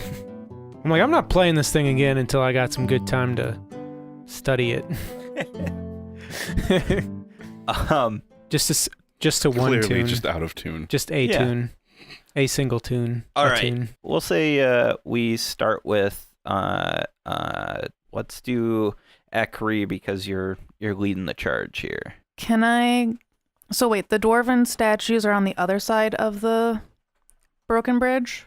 No dwarven statues. What are you talking about?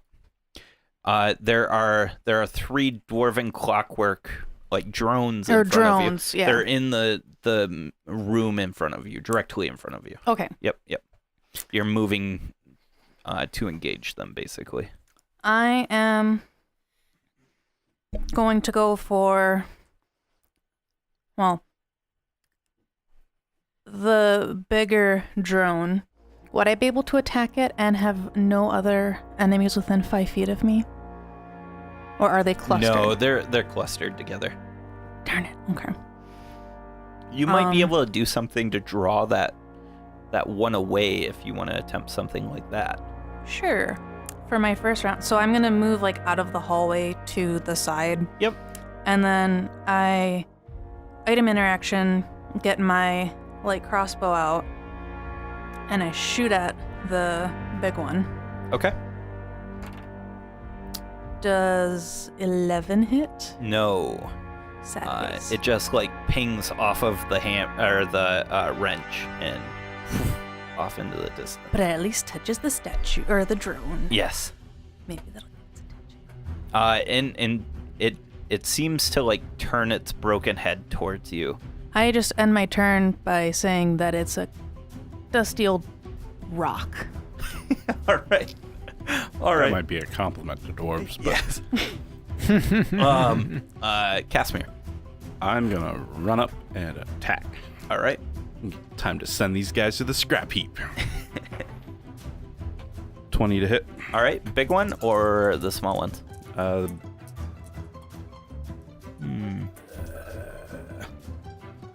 Action economy. I'd go for the small ones. Okay.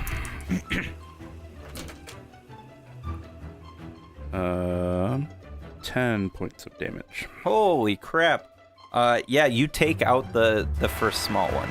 Yeah, and so you run up and you smash this one clockwork dwarf, and you seem to find, like, a weakness in its like rusted armor, and it just, like, cleaves in two, just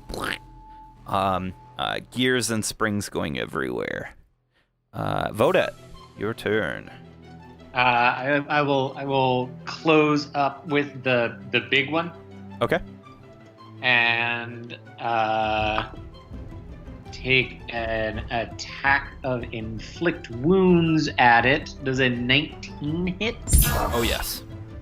All right, so that will be 3d10 is 19 points of necrotic damage To the big one?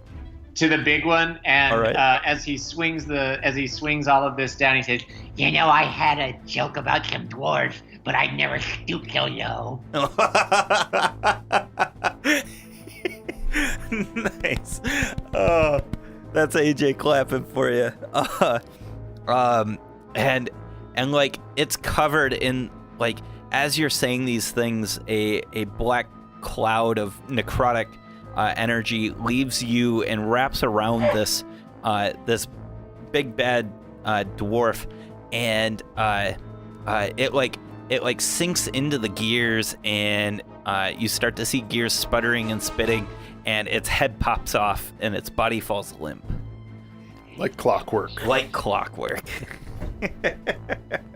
Nice. As Well a done. bonus action, I turn to the other one and say, If it isn't Baroque, don't fix it. Grr. Do you want to try and inflict more damage on yourself?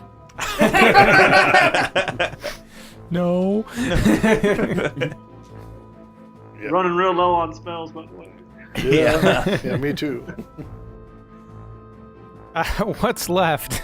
One clockwork dwarf, smaller than the one that just died. It's got less than 10 HP. Probably. Maybe.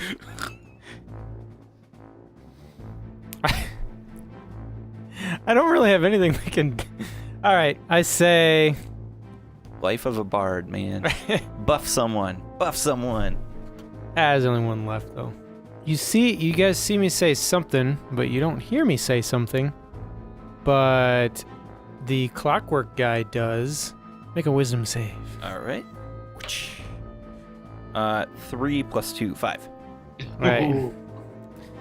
He hears me say, "Your mother was a pocket watch, and your father smelt of rust." Nice. And this one's actually Dissonant Whispers Nice. Yep. for 11 points of psychic damage. Just enough. If a construct could cry, that's what it's doing right It now. leaked a little bit of oil out of its eye Yeah. and then died. Like the camera zooms into its eye, real close shot, and you just see one teardrop, and it lays over in defeat. It's dead. It's dead, Jim.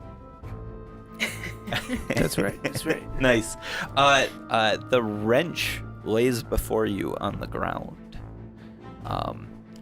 And this chasm, does anybody want to investigate the chasm at all? I'll climb up on the bridge Okay. and lean out over the break, Okay. and I'm gonna hawk a loogie, and then shoot. No, watch it go down. Okay. It goes down, and in this chasm, you can't actually see the bottom. It's mist. It's obscured by mist, and you just see it just slowly disappear into this mist, and it's gone. I listened for a splash or a drip. Nothing. Probably can't hear it. Nope, nothing. Yep. You do see, though, as you're standing on this arch, you can kind of make out you can see this dais with this pedestal on top. And you see something sitting on top, but you can't quite make it out from 600 feet. Yeah. I have no way to affect something 600 feet away from me, so. Do we have time for a short rest? If you want to try. Yeah. How far is that? 600 feet? Oh, never mind. Yeah. Yep. Hey guys, I could really go for a moment A nap. to learn about band doors. You guys want a short rest? Sure. Yeah, we'll give it a shot. All right. Do you do anything to prepare, or you just short rest? I'm going to go and close the door Okay. that led to this area, kind of lean against it. Okay. Just kind of barricade it with your body? Okay. Just a little. Yeah, just a little. Just a little. All right. I'm Yeah, gonna so use my second wind first. before you take the short rest. Well played. All right. Yep, you guys receive the benefits of a short rest. Time passes by, and you all are noticing now that there are runes, magical runes, all across the top of the walls that meet up with this, with the ceiling in here. You also notice trees are grown into this room, and vines are kind of crawling into this room from the outside, as the whole other side the side opposite to the door you walked in, with the archway, the broken archway, is open completely to the outside elements. It's hot and muggy in this room, and it's the midday sun passes later into the day. So those dwarves leave any ale laying around, or No. You don't think these dwarves have need of ale? yeah, but maybe they have want of ale. Depends on if that was programmed into their clockwork. Right. I mean, they could have like canned beer in their bellies. This isn't acquisitions. So we handled those dwarves pretty good. We could probably take those gnomes out. I mean, if we, dodge the blades. How about we throw the parts of the dwarves on the blades? We don't have any more bombs. I don't know how we're going to stop them. I could insult him. I'm not very good at it, but, maybe a little help. And something also to call out too is in this room there is another ledge along the outside of like all these walls. Similar ledge to what's in the main chamber. Interesting. You don't see these ledges in the walkways, like the hallways, but you do see them in these rooms. And I mean, it'd be a normal thing to look just like Vodette did in the main room, and it's a similar contraption up inside of the wall. So the drones, whatever that we fought, the main one had a hammer that dropped, or A wrench? Yep. I want to take the wrench and see if it will fit into one of the statues in the entry room. Okay. Yeah. So you take the wrench into the main chamber, and as you enter the main chamber, you hear like a and nothing happens. You do hear that noise though, like Just upon walking in. Yep. Yeah. Yep. You walk up to the statue, and what do you do with it? I try to put the wrench in the empty hand. Which one?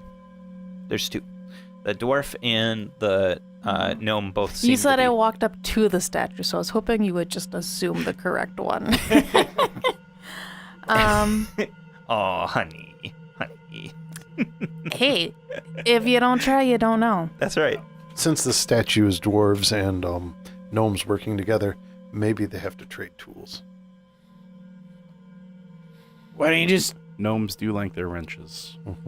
why don't you just try one? Gnome statue. You put the wrench in the gnome statue? Okay.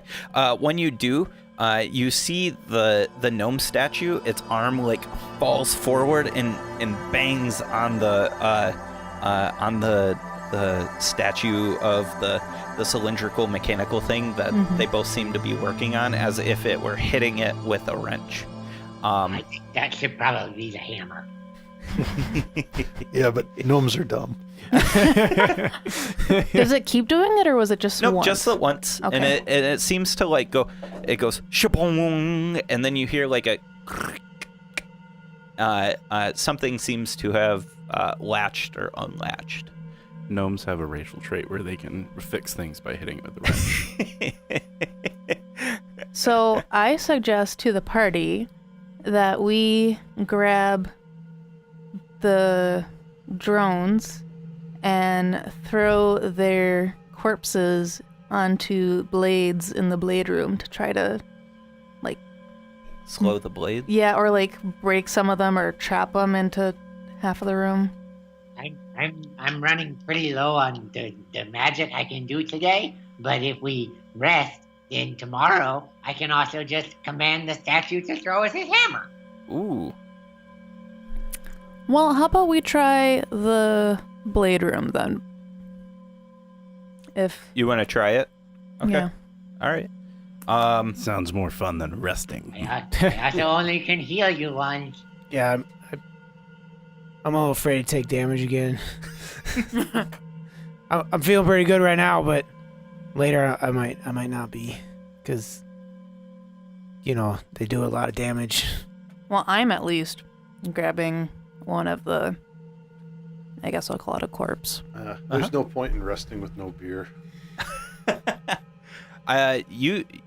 We don't exactly fit this environment real well, so you might be even more exhausted tomorrow if we rest.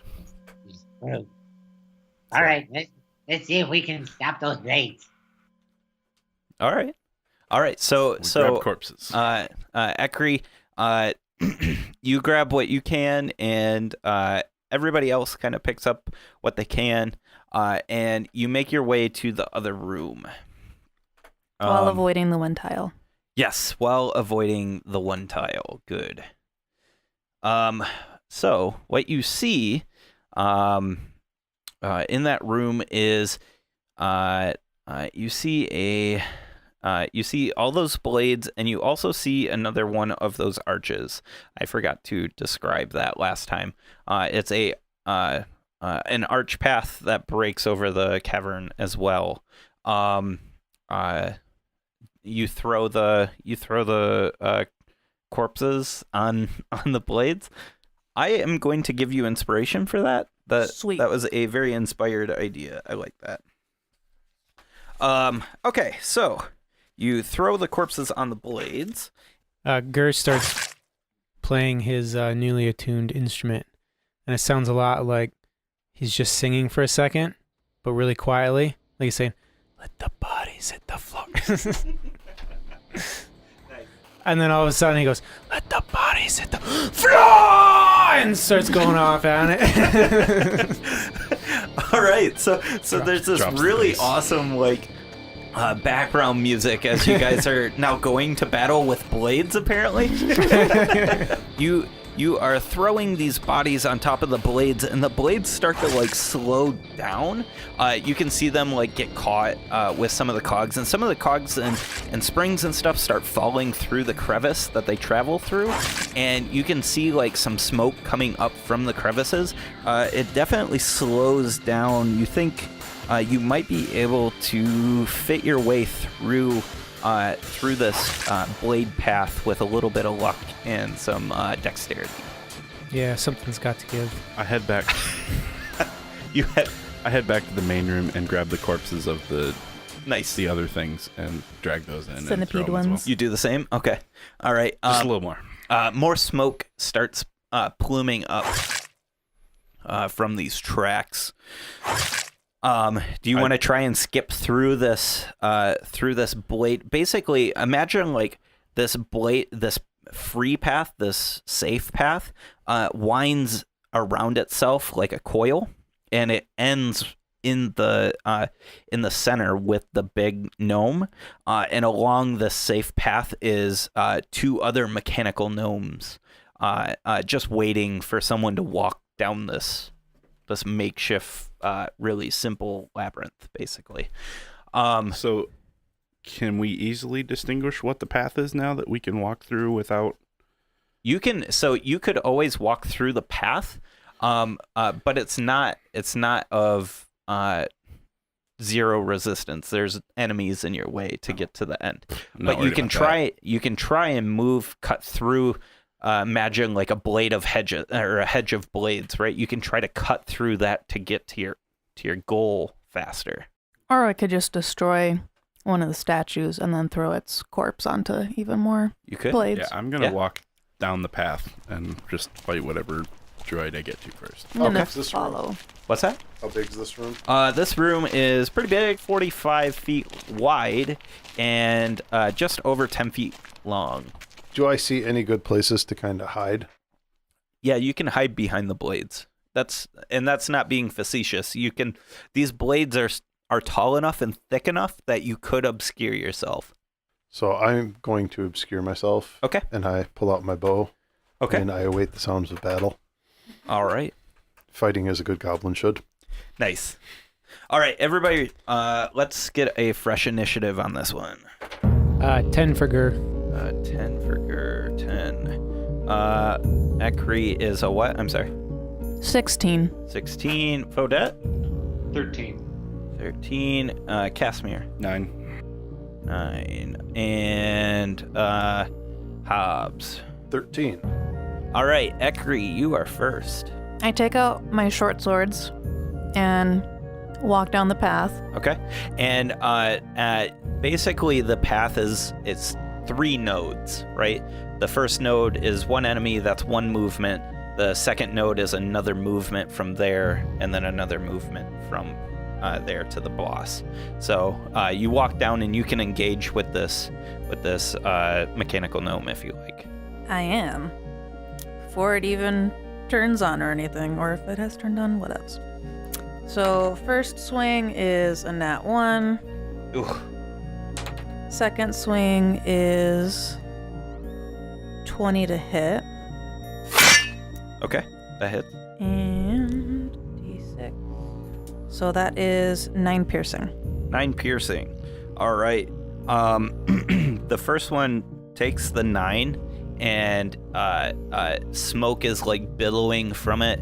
It starts to like stutter. It looks like it's on its last leg already. Aw. Next is Vodette. And Hobbs, you're right up after me. Mm-hmm. Yep. Okay. I'm gonna try to take it out, and then you go grab the hammer. And boom! And I send out a guiding bolt To the big bad? to the big bad. Okay. 15? 15 hits. Oh, yes. All right. So that is 4d6. That's not great. 13 radiant damage. Holy Nice. crap, nice. It is looking rough. It's struck him with this guiding bolt, and there's a hole blasted through its chest, and you can see some of the gears are still engaged, but the hammer that it's holding above its head starts to like stoop low, like it's having a hard time keeping its arm up. No, that's it. Okay, Hobbs, it's all you. Hammer time. So Could move through this if you don't want to attack at range. You think you can, if you can get through the blade, you can get right up next to him in one move. thing about being a goblin ranger is I'm good at attacking at range. Yes. So Hobbs pops up out of his hiding spot, looses 2 arrows. Uh-huh. The 2 little ones are both left. One's gravely damaged and the other one's unharmed. Right? Yep. So the first arrow he lets loose, flies at the one that's highly damaged. The smaller one or the Yeah. big one? Okay, Well, the smaller one. I'm Yep. attacking the small ones. Not the I got big you. one. I got you. And so that is a 19 to hit. Yep, that hits. Totally ignoring Vodette. Jeez. Doing 8 piercing.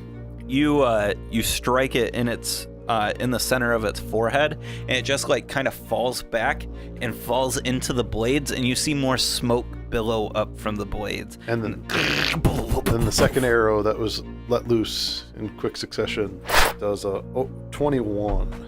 Is the swing? All right. Yep, that hits. Oh, for the exact same damage. Even though I got to roll an extra How much is it? 5 plus 3, 8. 8. All right. And it looks rough. And then as a bonus action, Uh-huh. I use my nimble escape ability to attempt to hide again. Okay. And I kind of move along a little ways Yeah. so I can pop out somewhere else. Perfect. Avoiding blades. Grr. What you doing? I say, or so I've been playing the Bodies song, right? And I'm getting to the climax, and I'm like really starting to go at it, and I go, Casimir, take it! I give you Bardic Inspiration, just to make sure we can finish things off. That's a D4? D6. Yeah, to my skill check. Skill check of your choice. Yep. So you can use it for your attacks and stuff like that. And that's your turn? That's it. All right, Casimir. Now, so you can I feel try. inspired. Ooh, okay. All right. I'm going to go through the blades and All right. get to the big bad. Excellent. give me a dexterity acrobatics to get through these blades, please. 13. Let's make that 14. 14, you use your inspiration. Yeah, you make it through the blades, and you have moved into range, melee range with the big bad. I attack it. All right. Damn, I kind of wish I was a champion now. I rolled a 19 on the die, so that's going to hit. What are you, a battle master or a... Brute. Brute. It's a UA class. I do 16 points of damage. Oh my Just God. crash down. Yeah. Two-handed Nice. with this weapon. Nice. Yeah, you mutilate this thing. Just cut I from brutalize it. Yeah, you brutalize And it. I grab the hammer out of midair as it dies. Absolutely. I like that. It is dead. There is one mechanical gnome left. And I forgot to mention, you couldn't see this because of the blades, but you are now standing next to a lever, where the guy was standing, the big bad. It is a free action to pull it if you want to try and pull the lever. I'm going to pull the lever. Pull the lever! Wrong lever! Yeah, that was 1 point shy of max damage on that attack. Nice. When you pull that lever, all the blades drop down, and you stop hearing that whirring. I'm exposed. It is now their turn. I re-engage the blades. Oh, so that's what that does. Let's see. The closest person it's not going to go for Casimir. It's going to go for Ekri. It moves up towards you. It knows who's the most deadly. That's right. It moves up towards you, and it puts out its hand with its palm facing towards your chest, and you hear this like... Can I dodge? Repulsors. Since I've seen the attack before, Yes. can I try to Yep. dodge? You give a dexterity saving throw, please. Oh, 8. The hand beam goes off. Call it what it is, Oh Alan. my God. That's almost max damage on 46. All right, so that is 12, 18, I'm unconscious. and then 4 on that 18. So, yes, you're unconscious. Yeah. So you guys just see like this clockwork gnome just like waddle up to Ekri, and he puts out his hand and just and she falls backwards, her limp body laying over one of the blade tracks. Yay, the Don't blades are turn the down. blades. Re-engage the blades. It is your turn, Ekri. Make a death save. I rolled a 5. Ooh, failure. Okay. Vodette. How does that work again? 10 or higher is a success. And then if I get 3 failures, I'm dead. Yeah, you're dead. Okay. Go ahead, Vod. I run up to Ekri and cast Healing Word at level 2. Nice. Which is my last spell for this day. And you can take +2, 8 points back. Thank you. I had a healing kit. Nice. And I've got a healing potion still. Yeah, I've got a couple too. I will take half my movement to drag her away from this thing. Perfect. I like it. So you grab her and you start dragging her back.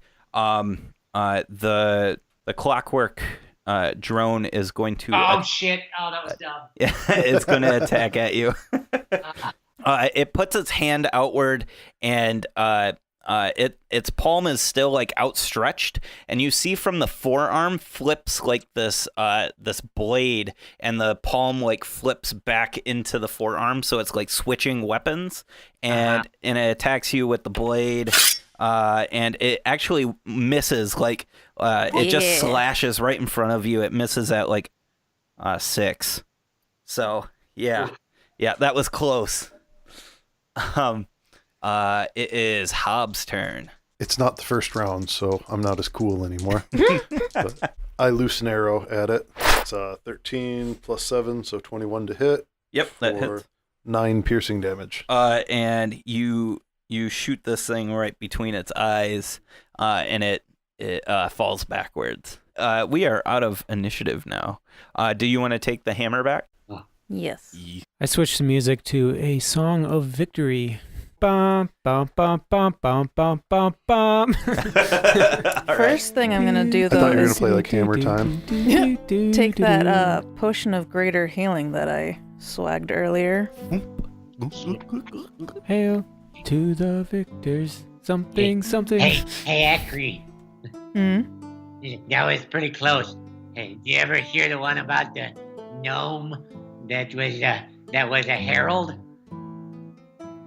He had pretty low standards. Where do you come up with all of these? I'm pretty sure Vodette is Patch Adams. Claim all of these as original jokes. I don't want to know if you found these online. I don't care. They're yours. They're awesome. That's what my belief is. It's like it's a bad dad joke. Yes. Yeah. He's just got a whole page of That's awesome. great jokes. It's actually in Xanathar's. You just haven't found that table yet. Clearly. Hey, man, what do you think I've been doing with the last month of getting ready for the game? Nice. All right. Definitely starting to respect Vodek a lot. Yeah. So, across this archway, Yep. is there an identical this pedestal? Yeah, with so a so thing you that can we look can't get? you can look across the archway. You are looking across a similar length cavern, about 600 feet long, and on the other side you see a door blocking a entrance. It is similar make. It looks like, gnome and dwarf shaking hands. Okay. Let's head back to that main room with the hammer. Okay. When you enter the room, it spits and sputters again. Some smoke kind of billows out from the walls. Did you want to put it in the dwarf's hand, or do you want to Yes. switch In the dwarf's hand. in the dwarf's hand? So you put the hammer in the dwarf's hand, and the dwarf's hand swiftly moves towards the cylinder, and just before it hits, it pulls back, and it just tink, and and you hear a click, click, and then you hear as the statue sinks down into the floor. And on the other side of this statue is a hidden room. And you see in this hidden room is a pedestal. And on the pedestal is a marble. Ooh, so I stride in confidently, and I pull out the ball bearing that I picked up off the floor. Oh, he's gonna do an indie switch. Yep. That's exactly what I'm going to do. 1 second. Let me describe some more about this room. So you walk up, and it's on this pedestal, and you're looking down, and you're getting ready to size it up, right, and switch it. You notice that this pedestal has like gear workings, like kind of carved into the top. It's like all these planetary gears and stuff like that. And in the center of the pedestal, where the marble sits, it is a giant, the central planetary gear, just a circular disc on which it sits. You want to try and switch it? I'm outside the room. Okay. Thus died Hobbs the Goblin. Yeah, I'm going to do it. Come on. Okay. It's All right. perfect. Yes. How can I not do that? I picked up the... Yeah. Man, one way or another, it's gonna be a one shot. And so I swapped them deftly, At a 13. A 13? Untrained, sleight of hand. So, like, a bead of sweat rolls down your forehead as you're trying to, like, cautiously line this up. And you quick switch, and you grab the marble, and you're looking at it, and it slips out of my fingers. Nothing happens in the room. Nothing goes off. What about outside the room? Yes, nothing outside of the room. The marble rolls towards you guys outside of the room. Hobbs, do you like quick grab the marble off the ground? I don't want to leave my ball bearing. Oh, okay. Do you want to try and get it? No. You can always Ball bearing get. you've had for maybe 5 minutes. I can always give you another we had one. a short rest. Like, we had a I've- short rest. Yeah. I've It's been an hour. literally got 999 left. I attuned to that ball bearing. Attuned to this ball bearing. No, I'll try and pick it up. Okay, so when you pick the you're picking up your ball bearing? No, the Okay, the marble. Yeah. So when you pick the marble up, you really look at it and inspect it, and it's this glass marble. It's a cat's eye marble with green and blue moving through the center of it. cat's eye. That matches my eye. Yeah. When you're holding it though, it feels innately magical. Very strong, powerful magic is coming off of this thing. I hold it high above my head. Behold! This thing! He's holding it like belt height for you, Hobbs. Or not Hobbs, Casimir. And you see he's just got a simple marble, it seems. Hold? Okay. Yeah. I grab it. Same thing. You feel like this really strong magic coming off of it. This reminds me of what life became like when I joined the Goblin tribe.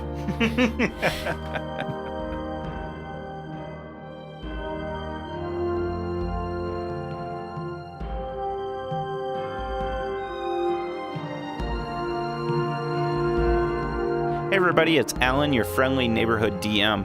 Hey, I just wanted to let you know a few things real quick before we get back into the action. The first order of business is we are actually changing our release date. If you haven't heard, we are changing our release date for Season 2. We will be releasing on August 13th. That is a Monday, August 13th. We're doing this to make sure that everything that's coming out is going to be at the top quality we can give you. So we're working really hard on that. We're really sorry that we had to push that date out a little bit, but I promise you it's going to be worth it. If you love the music that we play on the show, all our backdrop scores and things like that, you really need to check out Incompetech.com. Incompetech is where we get all of our main backdrop scores, and we absolutely love it. Everything there is free. Go check it out. If you want to help out the show, just tell people about us. Tell people about us through comments, through reviews on iTunes or wherever you consume our content. Tell people about us on Twitter. Tweet at us at DM's Table and use the hashtag #RollWithAdvantage. And we'll be there with a high five and a fist bump, and we'll even ask you your favorite color. If you got a little bit of money to burn, though, go check out our Patreon at patreon.com/RollWithAdvantage. We've got cheap subscriptions, and it gets you access to content like the Tome of Epido and extra things that go along with the show and side adventures like these. So I'm not going to keep you any longer. We're going to get right back into the action. Enjoy.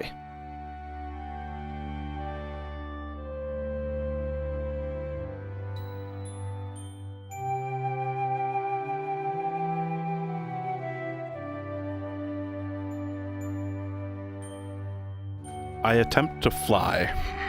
You what? I attempt to fly. You throw yourself at the ground and I hope to miss. Yep.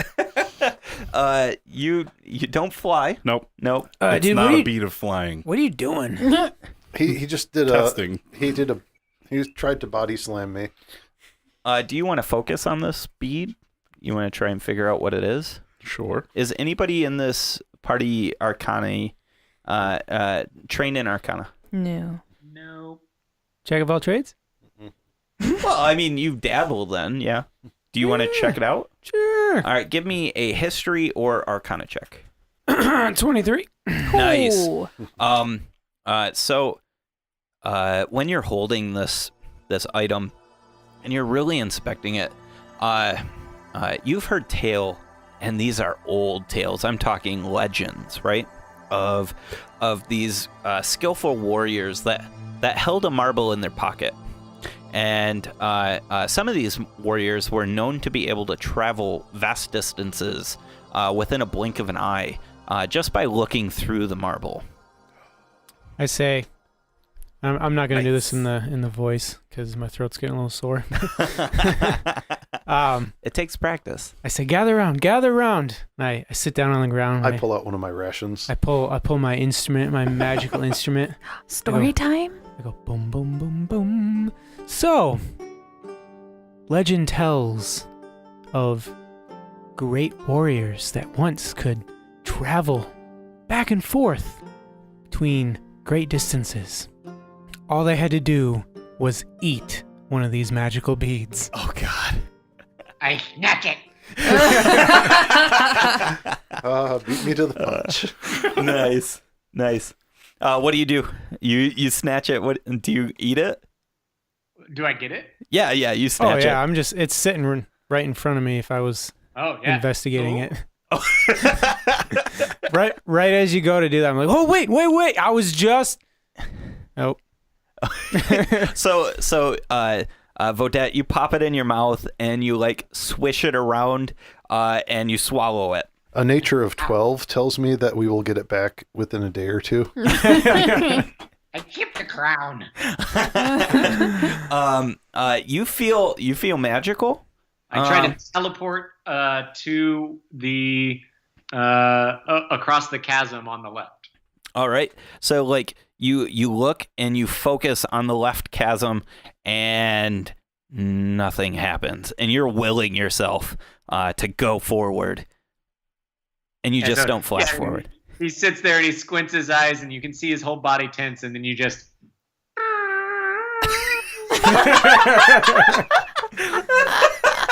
now is probably a good time to tell you I was just kidding about the eat it thing. Always gotta be the funny guy. Always the one with the jokes.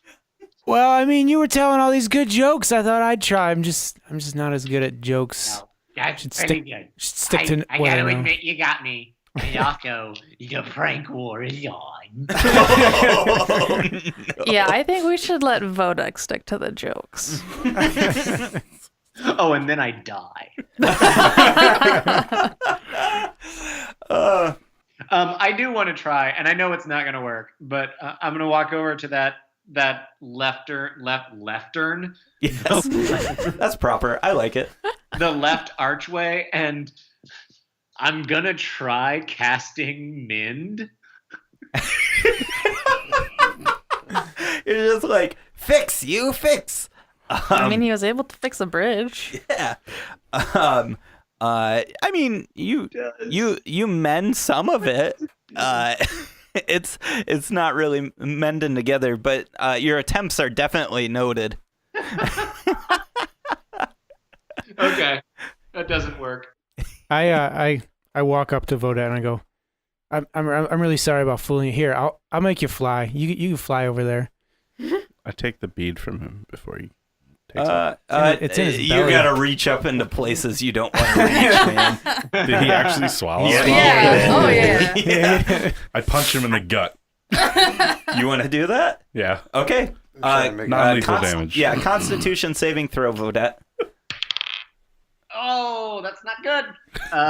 That's what we like. That's what I want. That's Constitution. That's 11. Yeah, Vodette, you just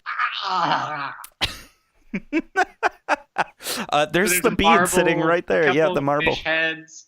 One of the Some pirate's fingers. I pick up the bead. I look through it Okay. across the chasm, and I think real hard and try to. Okay. Zoom out. You're sitting there and you're thinking for a good 30 seconds. And I have a 10 intelligence, so Yeah, you're focusing through this bead for a good 30 seconds, and the location seems to start getting closer to you. And you wait another 30 seconds, and it seems almost like if you were to take a step forward, you might even just walk right over there. Ooh, I step. You step. You all see Hobbs step forward. As you see him step forward, he disappears and he finishes his step on the other side of the chasm, standing at the dais. Loosen the jar, though. On this dais is another pedestal, Hobbs, and on this pedestal is a big key.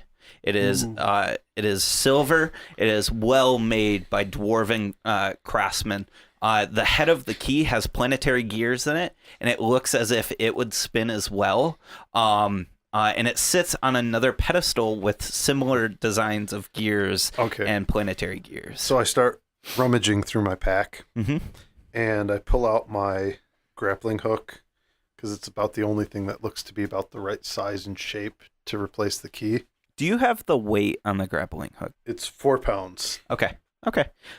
Yeah, I mean, give me a insight. You might be able to estimate the weight of this. At disadvantage, my insight is 15. Nice. You think that this grappling hook is way heavier than this key. They're about the same size, but the key looks to be roughly a pound. So I put my grappling hook away, and I pull out, grabbing different items out of my bag. Okay, to make up a pound? Kind of just feeling weights. Yeah. So he's the 600 feet away or so. Yep. Yeah. Yep. All right, so you hear from... Stop playing with your pudding. Get back over here. I take my my mess kit and jangle it a bit. And I'm like, yeah, that's the right weight. I take the mess kit, I open it up, I take the fork and stick it on the end of the mess kit so it looks like a key. All right. And then I very carefully, at disadvantage, attempt to hungoverly indie swap it. Oh, fuck.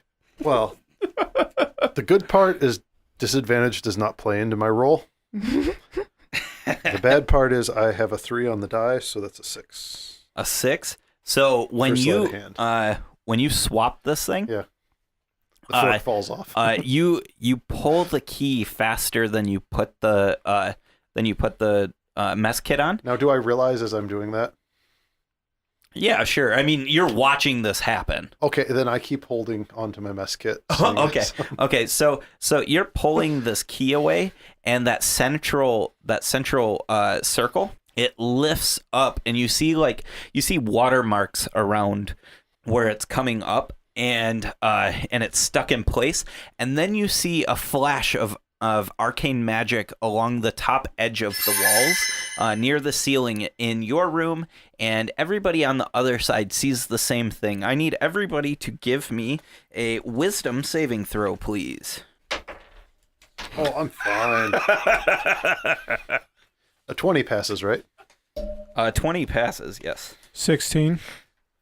What about a 2? Nope. Nope, decidedly not. 14. 14. Okay. Vodat? A wisdom save. Natural 20. Natural 20. Nice. All right. So everybody who did 15 or higher,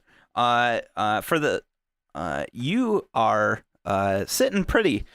Those who failed, you feel slowed. You feel as if like everything has really slowed down. All of your movements. You are under the effects of slow. Ooh. What?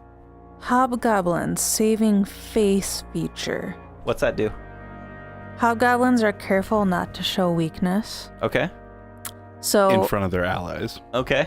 So if you fail an ability or saving throw, you can gain a bonus to the roll equal to the number of allies within 30 feet. Okay. For you, it's 4. Yeah, and I rolled a 13, so that's a 17. Nice. Well done. Okay, so who failed then? Was it? Okay, so me. Just Casimir. Quick question. Can we see that Casimir's like moving slow? Yes. His I wanna- flexes are like really exaggerated. Yeah. I want to go up to Casimir and like really slowly, like, hey, Casimir, look at my cool skills. And I play the fastest song I can play.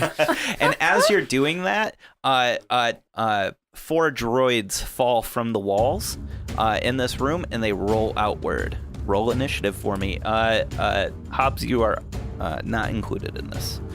9 for Gur. My best roll of initiative all night is the one that happens when I'm slowed. So the effects of slow are basically you take a -2 to your AC, and you also do not get reactions. You can only make 1 attack per turn, I think is the long and short of it. You can look up the rest on D&D Beyond if you like. That's the basics of it. Well, I only get 1 attack a turn anyways, so. Okay. Who cares? I think you might get half your speed too. Let me quick blaze through this. You can either do a bonus action or an action, but you can't do both. I don't see anything about speed, but I'm gonna say you do half your movement because that makes sense for slow. You can make a save at the end of each of your turns. So, what's everybody got for initiative? 9. 13. 8. And what'd you get, Casimir? 19 19. as the slowed guy. Casimir, you are actually right in range because they're gonna roll up around you guys. None of them look stronger than the others. Cool. I smack the closest one to me. Nat 1. Nat 1. You gotta swing faster. I know, I Yeah. do. I do need to swing you just faster. you see Casimir, and he's just slowly swinging, and the one just like sidesteps. Ekri. The ability that lets me use my sneak attack, Yeah. it does read that. So, When an ally is within 5 feet, you can use it. okay, that's what I Yep. was wanting to clarify. Yep. I'm gonna walk up to that one and swing my short sword. And that's a net 20. Nice. Making up for my crit fail. That's right. I've never actually rolled a net 20 attack. Nice. So With I've sneak always attack. Congratulations. Yeah, I with know. sneak attack. know. So basically, you roll all the dice rolled twice, and then and you it's my add your first modifier. swing. Yeah. Yeah. Okay. Oh Oh, shit! close son. to max. Okay, let's see. 6 That's pretty times good. 3 is 18, plus 2 is 20, plus 8 is 28, plus my 3 is 32. 31. 31. Yeah. So you kill it. You want to describe your kill? Go for it. You describe it. Does it have any like facial type features? I'm not Yeah, sure. sure. It Okay. looks like Optimus Prime almost. Like the facial features are Okay. made out of gears and things like that. Yeah. So I just take both of my swords and like stab them in on either side of its neck. Yeah. And I just like totally carve and fuck up like all of the little inner workings of it. And then I rip the swords out, but I do it in like a downward motion. So it's just like this huge giant explosion happened in its neck. And as you do that, the gears start to like pop and whir. It is a gruesome sight for constructs. That is awesome. It falls to its knees before you and just shatters into 1,000 pieces. If constructs could have nightmares, that's what it would be. That's what it was, yeah. So I still have my second attack. Yep. So I'm gonna go up to whatever's nearest. So 12 to hit. 12 is gonna miss. Okay, that's fine. And it is Gur, your turn. Casimir, have you moved at all? Nope. Oh, I didn't make my save. Right, go for it. With save. 6. 6, nope. I haven't had a lot of luck with fighting lately. But I Okay. am going to stand in front of Casimir and be like, going away at it, like, yeah, I'm so good at this, yeah. You feel so inspired, like you could maybe have a D6 on your next attempt to not be slow. Nice. It All reminds right. me of the guitar guys in Mad Max Fury Road. Oh, yeah. Just going so hard at it, to, rev up the battle. It is Vodette, your turn. All right. So there's 3 of them still. Yep. All right.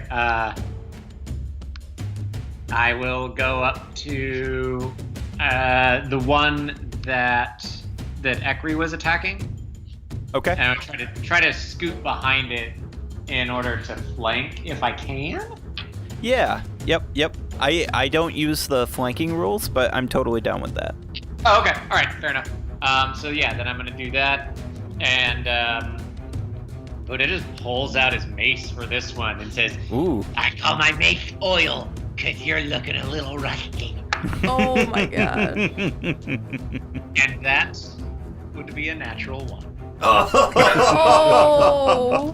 Oh no. Too slippery. On the attack and the joke. Yeah.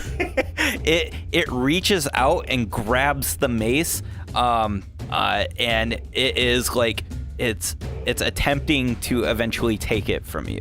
Yeah, and in fact, since it's their turn, I need a contested strength to take that away. You can use we'll use this kind of like a grapple, so you can use your athletics or acrobatics, whatever is Do I better. have disadvantage for exhaustion?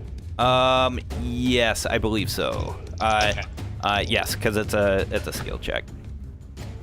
Oh, that's not bad. That's not bad. Athletics. Yep. It's 15. Okay. They rolled a 3, so you grab that, and you've got your mace, and you yank backwards. I need you to roll a d4 for me, please. 4? Nice. So you yank backwards, and you see some popping as some of the oil lines start to spurt. You seem to have heard it with how hard you yanked back. So yeah. The others are, one is going to attack at Casimir. Casimir, I need you to make a dex saving throw at disadvantage, please. It puts its hand up to you, and you hear 7. You take 19 points of damage, of lightning damage. Oh shit! You were standing between them, weren't you? Yep. Hobbs. Gur. I need you to make a dex save as well. He's sitting there quiet. Water says shit. What are you talking about? Yeah, that's right. I was like, who else are they gonna attack? Oh wait, where is Gur? That's right. That's a 16. 16. Yeah. You take half that, so 10. No. Yeah, 10. Is that 10? No. And 9. You take 9 points of damage. And the other one raises its hand up towards you, Ekri. Make a dex save, please. Ooh. 23. Nice. So you take, let's see, 8 halved. No, 4. wait, 10 halved, 5. Oh, okay. 5 points of damage. It is Casimir's turn. I'm gonna swing at the thing that just hit me, because that hurt. A 14? A 14. A 14 is going to hit. Sweet. Weak. I rolled better on the D4. 9 points of damage. Against the one that's already damaged, right? Against the one that hit me. Oh, okay. Sounds good. Revenge hit. Nice. It is, And my save. yes, and your save. And you are inspired. Ekri, you're on deck. That's 13. I'm going to use my saving face ability Okay. and bump that up again. Boom. All right. I make it. I'm not slow. All right. Go ahead, Ekri. Just a little slow. So I'm gonna swing at the one that's up in Casimir's business. And a 7's gonna miss. Yep. I'm gonna swing again. And an 11. 11 misses. Yep. Okay. Gur. I need a little bit of a break after all that. Yeah. Were there Labor. two standing right next to each other? Yes. All right, I'm gonna like spin in between them. Mm-hmm. I'm just gonna raise my hand up, just bring it down onto the strings, like twang. Yeah. Okay. Gonna use thunder wave. Ooh, yeah. Thunderclap. Sorry, Thunderclap? Thunderclap. I assume a deck save. It is con. Con save. Yep. Okay. They are going to fail. They've got a 10. I assume you have higher than a 10. It's 12. They both take a whopping 3 damage. Oh shit. That's enough to kill one of them. And then I raise my hand up and bow my head like... Yeah, like Freddie Mercury. Yes, exactly like Freddie Mercury. Awesome. It is now Vodette. Vodette, your turn. Okay, do this again. And I take a swing with my mace at whatever Yeah, the whatever same is one. injured and in front of me. Yep. We're all crowded around here. It's a little bit better. 16. 16. All right. Yeah, that hits. All right. Oh yeah, max mace damage 8. 8. All right. Ghetto crits. So small, except for compared to my magic. So you bludgeon this thing right in the face, and its face like crumples in, and the gears grind, pop, and explode in front of you, and like one big spring pops up from the neck hole, and it just all falls to pieces. I always did like giving them the facial.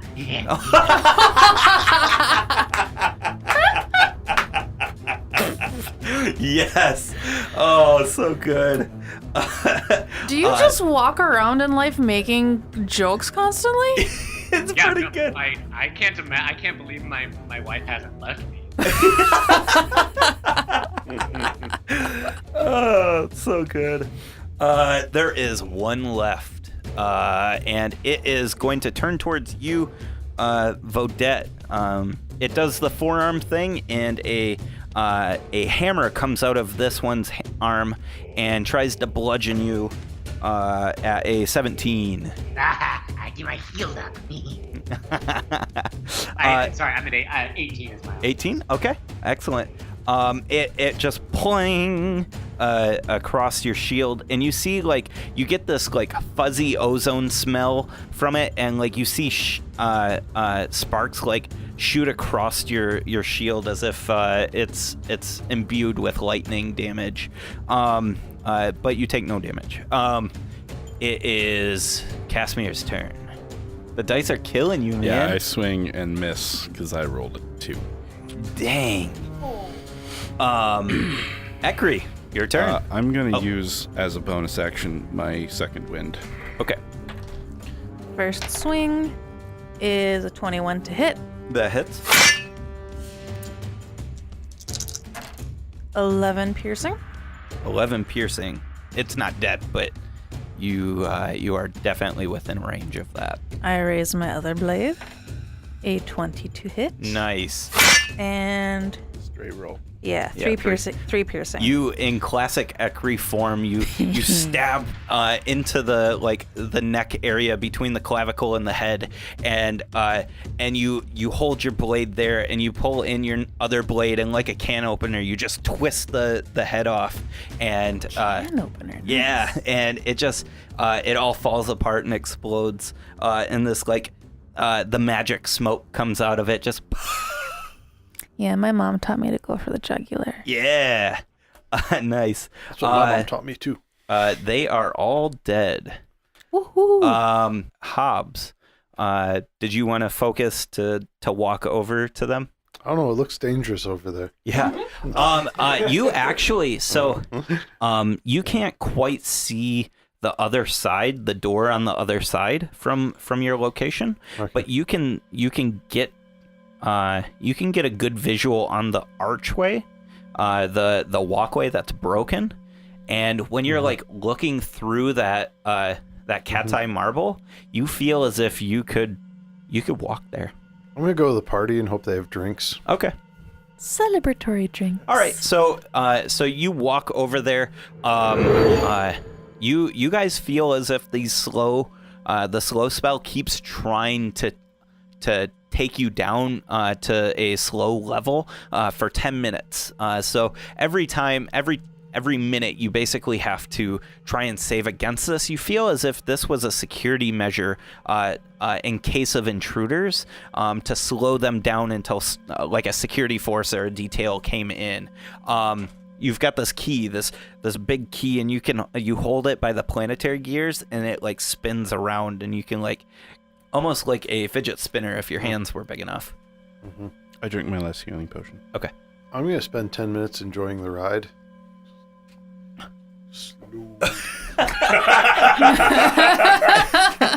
All right. God damn it. Hobbs is a drug addict, apparently. Yeah, so if someone wants to try and take the cat's eye marble from Hobbs, he's not gonna be fast enough. I just want to play the hand slap game with him. I fiddle with And the at the end key. of 10 minutes, the back of your hands sting and are all warm. Yeah. Nice. I think that I need to make a camp and rest and do a little bit of prayer before we get any much deeper into this. You want to take a long rest? Sure. All right. I want to find some place that's cool. Make me a nature check. 12. 12. You might be able to like shut yourself. Actually, no, you can't close the secret door for the one room. There's not really a safe place here. Wonder if How could... big is that door? That door is 5 foot wide, roughly. Tall, though? It is probably about 5 foot tall too. I mean, these are dwarves. So, could we make some manner of makeshift? Yeah, absolutely. Like a tent flap over it, just to try and keep the warm air out. Yeah. I have a good idea. Okay. What is it? You know the lever with the blades? We should like rig it up so it's a fan. You could turn the blades back on. I mean, it's probably moving some air in there. Oh wow. But yeah, you can do a tent flap in front of that door. All right, sounds good. So you guys camp out in that area, and with the nature check, you think that as long as you're drinking fluids, you might be okay. But you're gonna have to drink a lot of fluids. Uh-oh. Yeah. Somebody's got an empty water skin. Did anybody? Yeah. He kind It's of filled full it of rum. with booze, which does the opposite. It's empty of booze. Yeah. Uh-oh. Did anybody bring extra water skins? I have 2. I can make sure that I do tomorrow, but it's the... All right. So I mean, so you guys. I have water skin and Yep. things like that.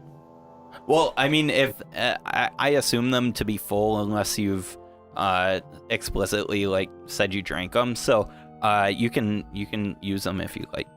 Yeah. Well, I explicitly said I don't. I filled it. Yeah, yeah, you did. Drink the rum. All right. So long rest Whoa. goes by. I'm gonna take off my armor tonight.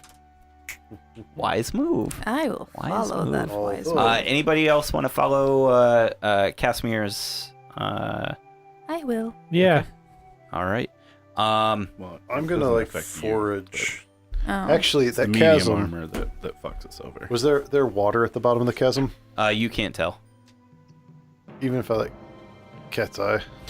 You try to cat's eye. Yeah. But there's no solid surface to move you into because you can't see through the. Okay, so it's got a safety device. Yeah. Yep. You could try to venture outward the 1,000 feet into the jungle and try to collect up enough water for everyone. That'd be another nature check. Sure.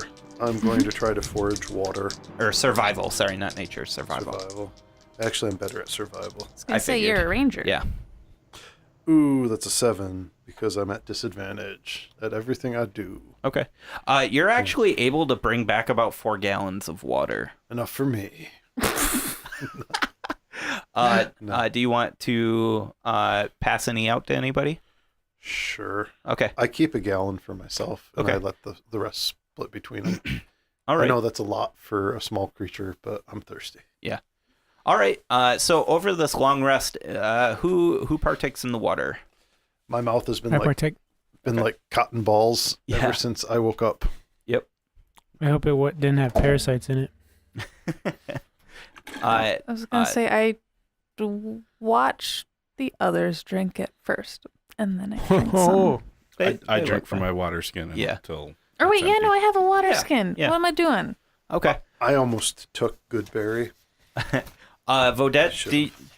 do you have medium I'm armor? I'm gonna stick with the water in my water skin, or Okay. just boil what he found. That's a good idea. Don't Yeah. do it in the room. There it is.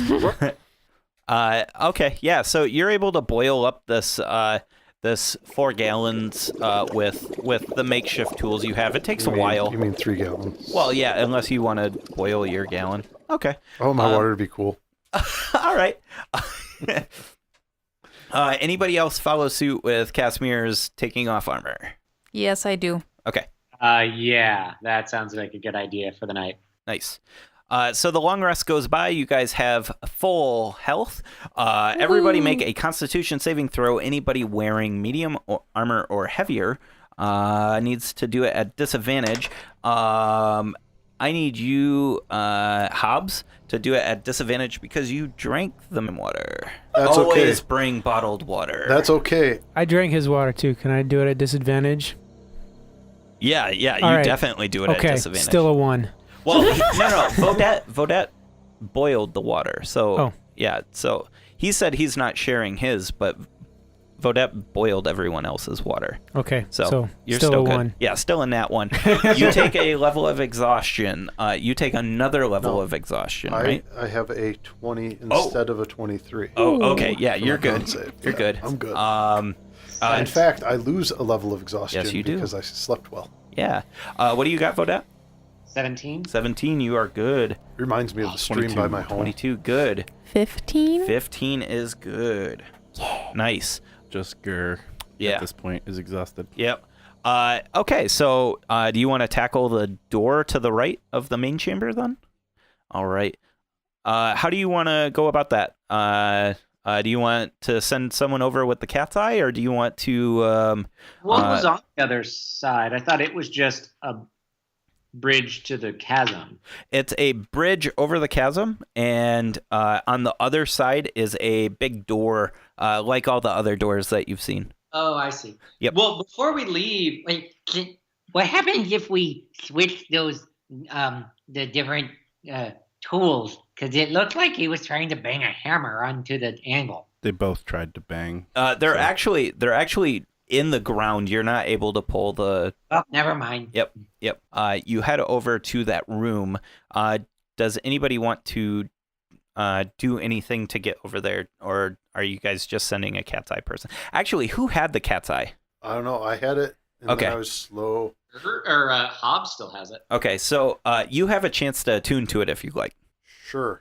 Okay, so over your attunement, you understand this this cat's eye to be an ancient piece of 6.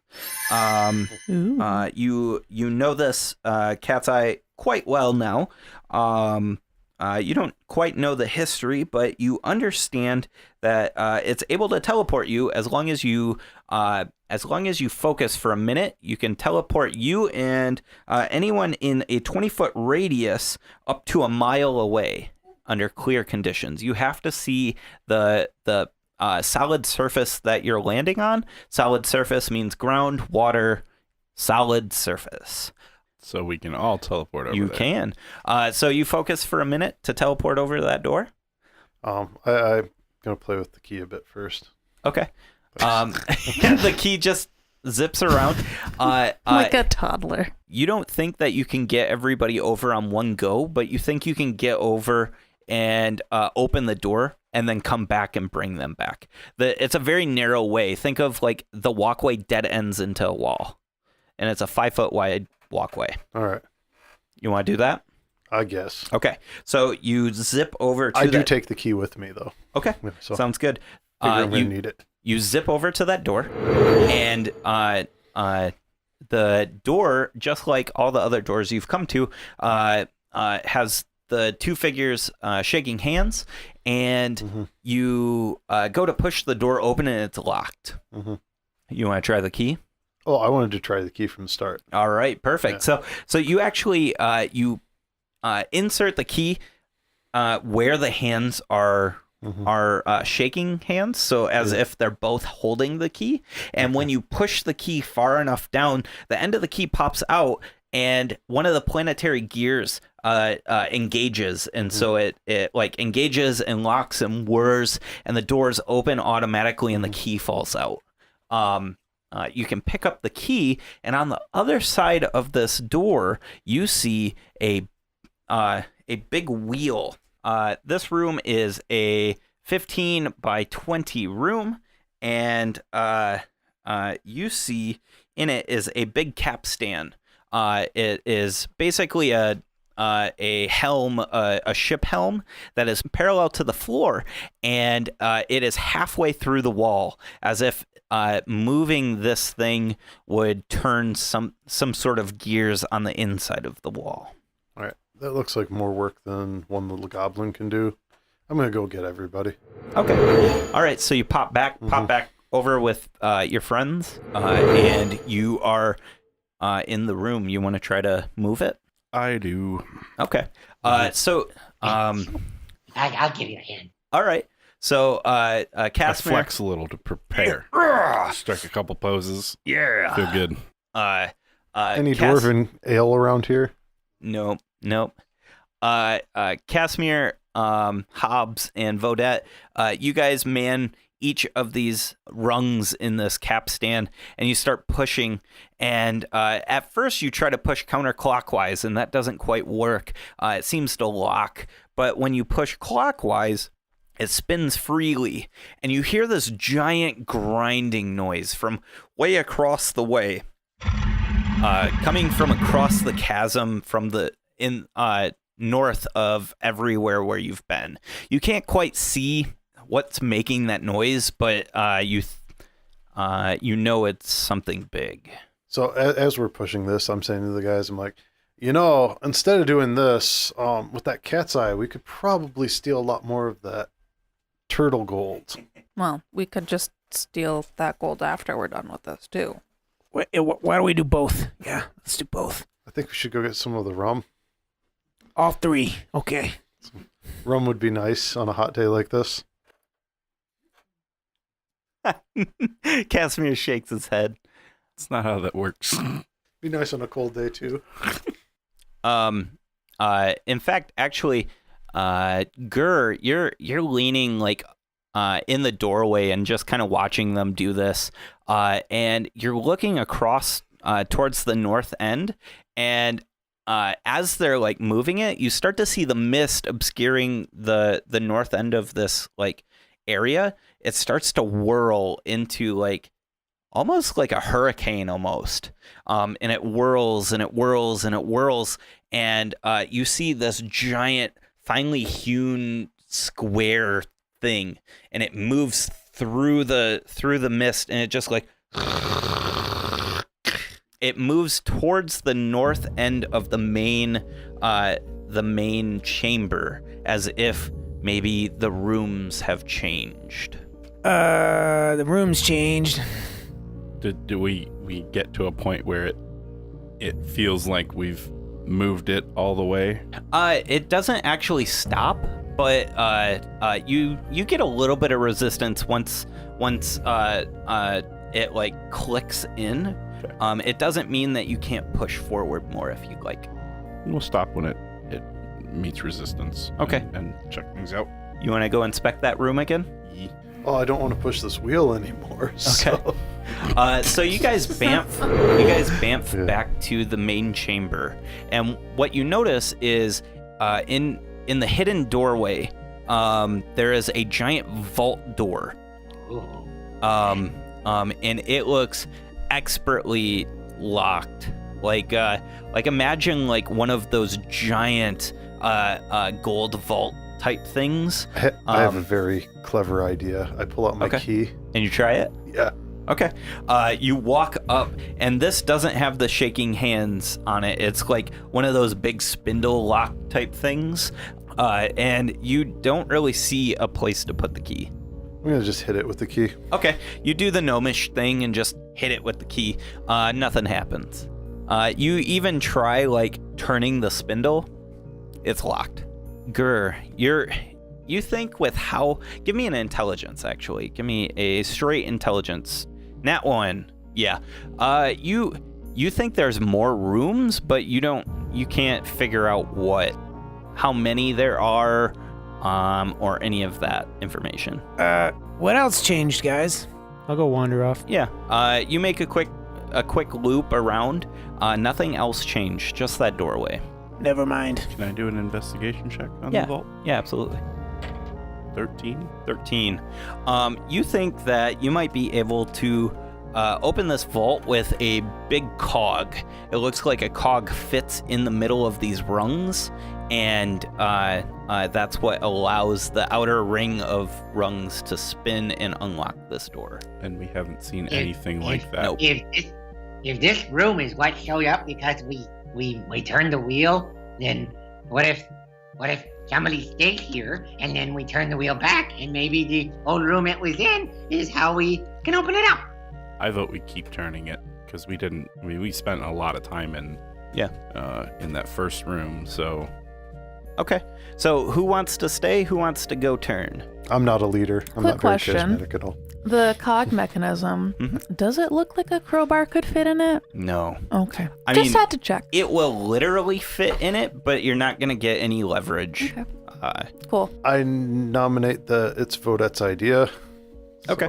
Yeah, I'll stay. Okay, cool. So the four go to the capstan, and Vodette, you stand there in the center of the room, watching when the four that traveled, when they show up and they try to turn it backwards, it doesn't move backwards. It's almost as if it only moves one way. And you turn the capstan clockwise again, and Vodette, you get this wondrous view of this contraption, and the room leaves, and you can see clearly this massive cog machine that's got arms out in space holding these rooms, and the room coming towards you is much larger than all the other rooms. It locks into place, and you see this big monster head on this room with its mouth agape, and it's got a big keyhole bigger than the key that Hobbs has. You don't think it would fit in there. I will try to yell. I know that's a ridiculously long. It's a really long. You could probably wave to them though. Somebody could probably see you waving to jog halfway. Yep. And then when I think they can hear me, I yell, "Keep spinning!" And then I jog back. So he yells and gives the signals to keep spinning, and you guys spin it another time. A room shows up. This room is actually full with two of the clockwork dwarfs, and they're both standing there, standing guard in this empty room, and they attack at you, Vodette. What do you do? Keep spinning! And you're waving your hands, and the two dwarfs start walking forwards, and they start spinning it, and they cleave them in two, just breaking them in the doorway. And in front of you, Vodette, is another room with a pedestal on it. 4 bronze gold protectors are standing around this pedestal, and on the pedestal you can see a giant key that looks like one that might fit in the door. Okay. I hold my hand up for them to just wait just a second. Okay. And the one of the protectors that I can see, I don't move, but I cast command, and so that is a wisdom saving throw. It is a 10. Yes, it was a 12 that it needed. So it fails, so I can command it to do something that doesn't like cause it to harm itself. Yeah. So I will command it. Throw me that key. it raises its hand up at first towards you as the room spins together, and then it like turns without moving its legs. It just turns perpendicular, like unnaturally, grabs the key, and then whips it towards you. And the Keep spinning. and the room just like. And I have them keep spinning until it gets back to the dragon head with the key. Okay, cool. It keeps spinning till the boss door, and you are able to unlock it if you like. Oh, I wait for them now. Okay. I'll do the comeback hand gesture. Okay. You all pop back over, and you see this mouth agape, and Vodette's ready to put this key in. Yeah. Oh, and they yeah. get there, and I as they're coming, I like do the thing where you tense up so that you turn a little red and sweaty, and I start breathing heavy. It's amazing. 6 different guardians. I defeated all myself, but here's the key now. So. And so Hobbs is a little jealous that Vodette has a bigger key. but he's not articulate. He just kind of sulks. Nice. Without saying why. Hey, listen, Hobbs. You know, it doesn't matter what size the key is, as long as you find the right kind of lock that it fits inside of. Aww. That's so sweet. And you can have this one anyway, because when we open that door, if there's like a bomb or a monster, I don't want to be the one that gets eaten first. Well, it seems like a mercy to be the one eaten first, because then you don't have to watch your compatriots be eaten. We're eaten second, so And sure. I say, Hobbs, listen. You're gonna need some motivation here. start playing the Eye of the Tiger. Yeah. Let's take your D6 if you want it at any time if you in the want next to 10 use minutes. it, you don't have to use it immediately. Yeah. You have 10 minutes to use it. What kind of roll is it to turn it? Just the regular key? Well, The big key. Yeah, the big key? Yeah. Yeah, it just opens. So I brace myself. Yeah. You ready yourself? Pa! Spit on your hands. And Nice. Yeah, it spins and then I freely. tense as I expect to be eaten. So you open this door. Everybody roll initiative as you see a coiled cobra, a iron cobra around this pedestal. This iron cobra is covered in spots of rust, and you see on the pedestal is this comically large gear. 23. 23. Oh, 22. 20. Why I didn't want to be in front. 14. 12. Sorry, Gur 20. 20, yep. Vodette 14, and Casimir 12. Hobbs, what do you got? 22. 22. Enemy has a 19. Ekri, you see this iron cobra in front of you, and it looks old. Machine type iron? Yep. Okay, Similar clockwork. In fact, what you saw in that statue, it looks like the lower half of what this is. Almost like they were constructing this construction. So, I'm just starting to feel a bit cocky and wanting to show off a little bit. Cause, Yeah, of course. You know, I'm badass and all that. Yeah. So, I'm going to use my cunning action to take a potion of speed to grant me haste. Okay. Just grab out my swords. First swing, 13 to hit. 13 hits. It Cool. meets. You cast Find AC. 10 piercing. What weapon? My primary.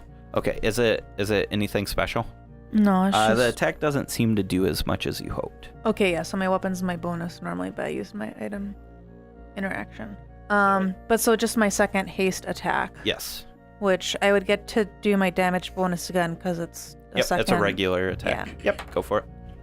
Nice. That's a 19 to hit. Yep, that's gonna hit. And I can only use sneak attack once per turn. So that is 7 piercing. 7. Nice, which is 3.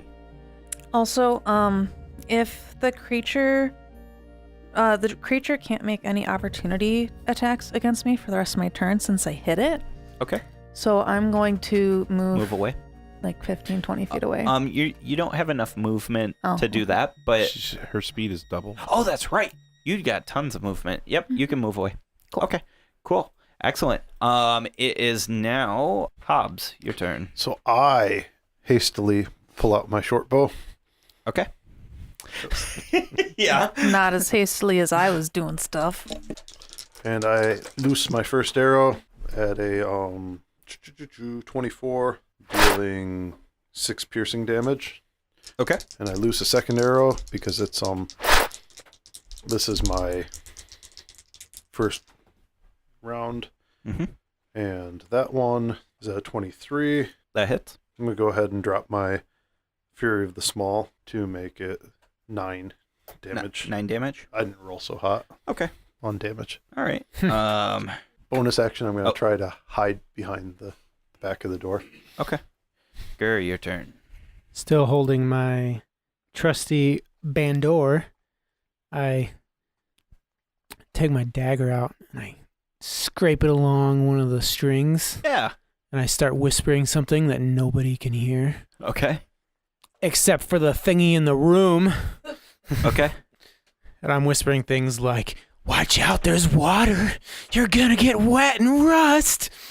It just cocks its snake head and doesn't understand the words you're saying. It is a that's a wisdom save, right? Yep. 15. Yeah, that makes it. I figured. You still take the damage. You just take half. Oh, okay. And I am casting it at second level. So. Okay. 5, 6, 7, 8, 9, 10, 11, 12. 14 on the die, so 7 damage. 7 damage? Yep. Okay. All right. It is now the enemy's turn. It is going to strike at you, Gur. And that is going to be a 15. Yep. All right. You take 9 points of piercing damage, and I need you to make a Constitution saving throw, please. Do I do this at disadvantage because of the exhaustion? No, it's a saving throw. It doesn't matter. 8. 8. You are confused. On your next turn, you must use your action to make one weapon attack against a random creature within 30 feet of you, which is any of your allies. It is Vodette, your turn. All right. Spiritual weapon again. So I'm gonna cast that right above it. Okay. And as I pay more attention to my spells, it takes on something having to do with my particular deity. Yeah. So it takes on the sort of wonderfully colored greens and yellows of a Las Vegas carpet. It's Okay. a flail, but instead of like the 2 spiky balls at the end, it's 2 dice hanging off the end of it. That's awesome. Nice. And that takes a swing at him for big 11. Nope, not gonna do it. Yeah. Dang. But it looked good though. It did. It did look good. Oh, I forgot to roll this. Oh shit. You see as the weapon appears above the construct's head, you see its head like flare with red light, and then like some gray smoke pops and like flows out of its eyes, and it looks as if it might be incapacitated for its turn. I did that. You see my mistress's power? Nice. Casimir, your turn. So it's incapacitated. Yep. Meaning auto crit on attacks. It just says can't take actions or reactions. I'm actually not going to attack this turn. Oh. I'm going to run up to Ekri Okay. and grab a potion from her. All right. What do you I'm grab? taking the potion of growth, Ooh, and I'm going to drink it. nice. And I'm Yep. going to pull out my shield off Oh. my back. So I'm All right. equipping that. Nice. and So you get plus getting one business. to your AC and whatever extra. So it's a plus one shield and then whatever the Plus shield 3. gives you. Nice. Okay, cool. It is Ekri's turn. What you doing? Well, it seems like I'm not going to be the most useful person in this battle, but I take my sword and swing. And 9 misses, probably. Yes. Yes. You found AC last turn. What's the AC then? 12? 13? Okay. So 11 misses, and then my hasted third action is a 14. A 14 hits. Yep. 16 piercing. All right. And then I use my hasted motion to back out again. All right. Next is Hobbs. I peek in the door Uh-huh. and I shoot an arrow at the snake thing. And that would be 18 plus 7, 25 will hit for 5 damage. And then I use my nimble 5 escape. damage? Yeah. Okay. And I use my nimble escape to hide back behind the door frame. All right. Gar. Or Gur. Was it any attack or melee attack that I... 'cause I'm confused. Oh, you attack. So at any Whatever you would- random creature. Whatever So- you would do for an attack. Yep. Okay. So there is 5 people in the room, so roll a d6. If you roll 6, re-roll. Okay. And we'll go basically around the table. So it's one is the snake, 2 is Vodette, and around we go. It's a 1. It's a 1. You attack the snake. Oh. Nice. Nice. Nothing's wrong here. All right. I say casting vicious mockery. I say you're not that nice or something. Nailed it again. Because I'm confused, right? So I don't know Nailed what it to in say. 1. Yeah. Yeah, that's what it Yeah, is. go with that, Adam. So it saves. Whiz save. 11. Not gonna do it. All right. What do you got? A whopping 2 psychic Oh my damage. gosh. Nice. All right. It is its turn, and it slithers up next to you and makes an attack. And that's going to be a 21. The other just barely hits. You take 5 points of piercing damage, and 1 second. As its fangs pierce into your skin, you feel. Oh wait, shit! It's incapacitated till the end of its turn. Never mind. JK. It does JK. nothing. Nice. You see that it comes back to power after its turn. Guys, I just had this weird vision of that thing attacking me for 5 points of ish damage. What's 5 points The of Lady damage? of Fate has given you a vision. It's like a Kinda commoner. Nice. What's that joke? On a scale of 1 to 27, Yeah. it's like a 5 out of 27. It is Vodette, your turn. All right. I will bring down a guiding bolt to this thing. I'm actually going to do it at a level 2. So that is I don't think a 6 hits. No, unfortunately not. And that's a wasted level 2. Someone's got inspiration. I was though. just about to say I'm gonna give my inspiration Oh, okay. So, because I'm not that useful in this battle. Ekri shouts to you something inspiring, and you can re-roll. 17? Yeah, that hits. I never thought about it that way before.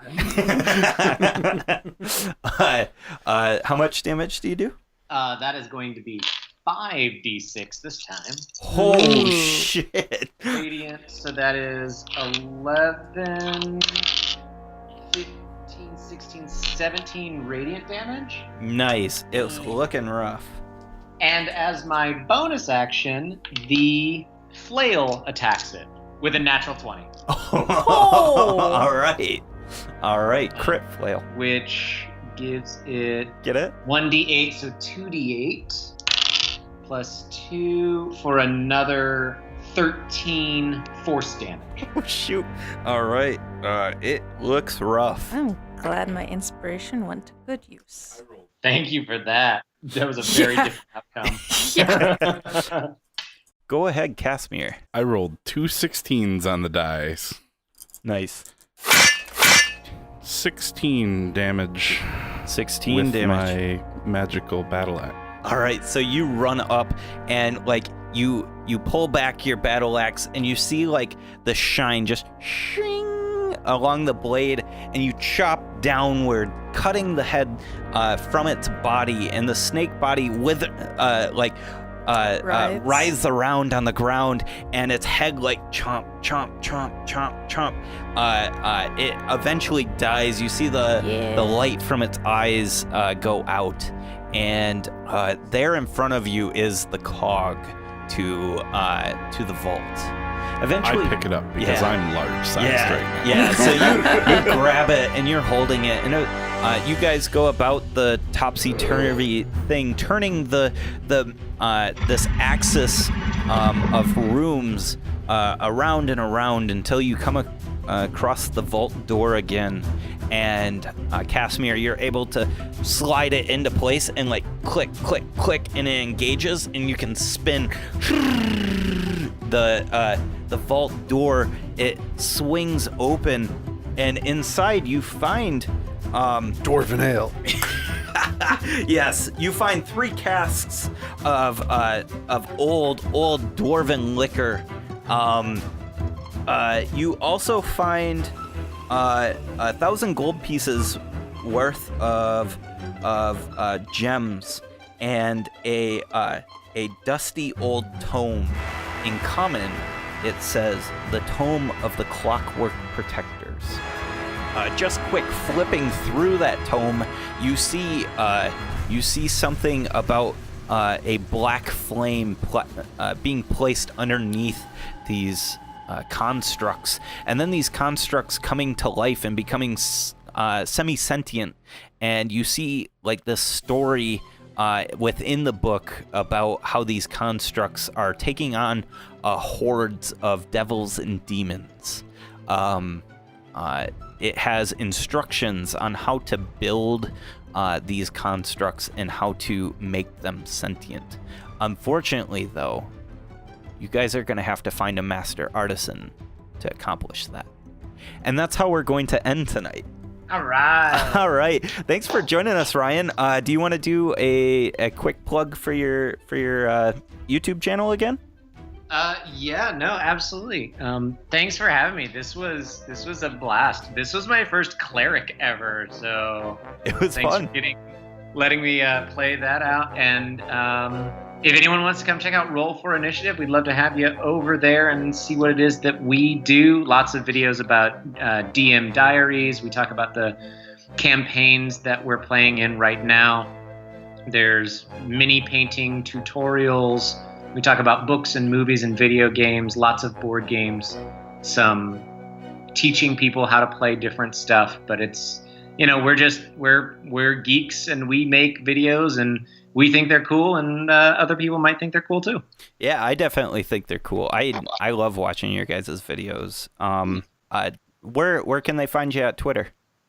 So on Twitter, let me make sure that I've got all of our different handles right. On Twitter, we're at R4I Vlog. Vlog, like video log? And yeah, okay. R4I VLOG on Twitter. That's also our Insta. And if people think that we're really cool and they want to really help us keep making stuff, you can always find us on our Patreon at patreon.com/roll4initiative. And it's the number 4. All right. Well, thanks for joining us, Ryan. It was an absolute blast. Yeah. We had a lot of fun. The quality of jokes was significantly higher today. It was quite choice. Sorry, Adam. I feel a little targeted on that one there. Yeah. Hey, thanks for listening again. If you want to check us out, go check us out at dmstable.com/rollwithadvantage. We're hosted there. You can also find us on iTunes, on Google Play Music, on just about anywhere where you can subscribe to podcasts. And if you don't find us where you want us, hit us up on Twitter at DM's Table, and we will try and make sure that we get on your podcast provider.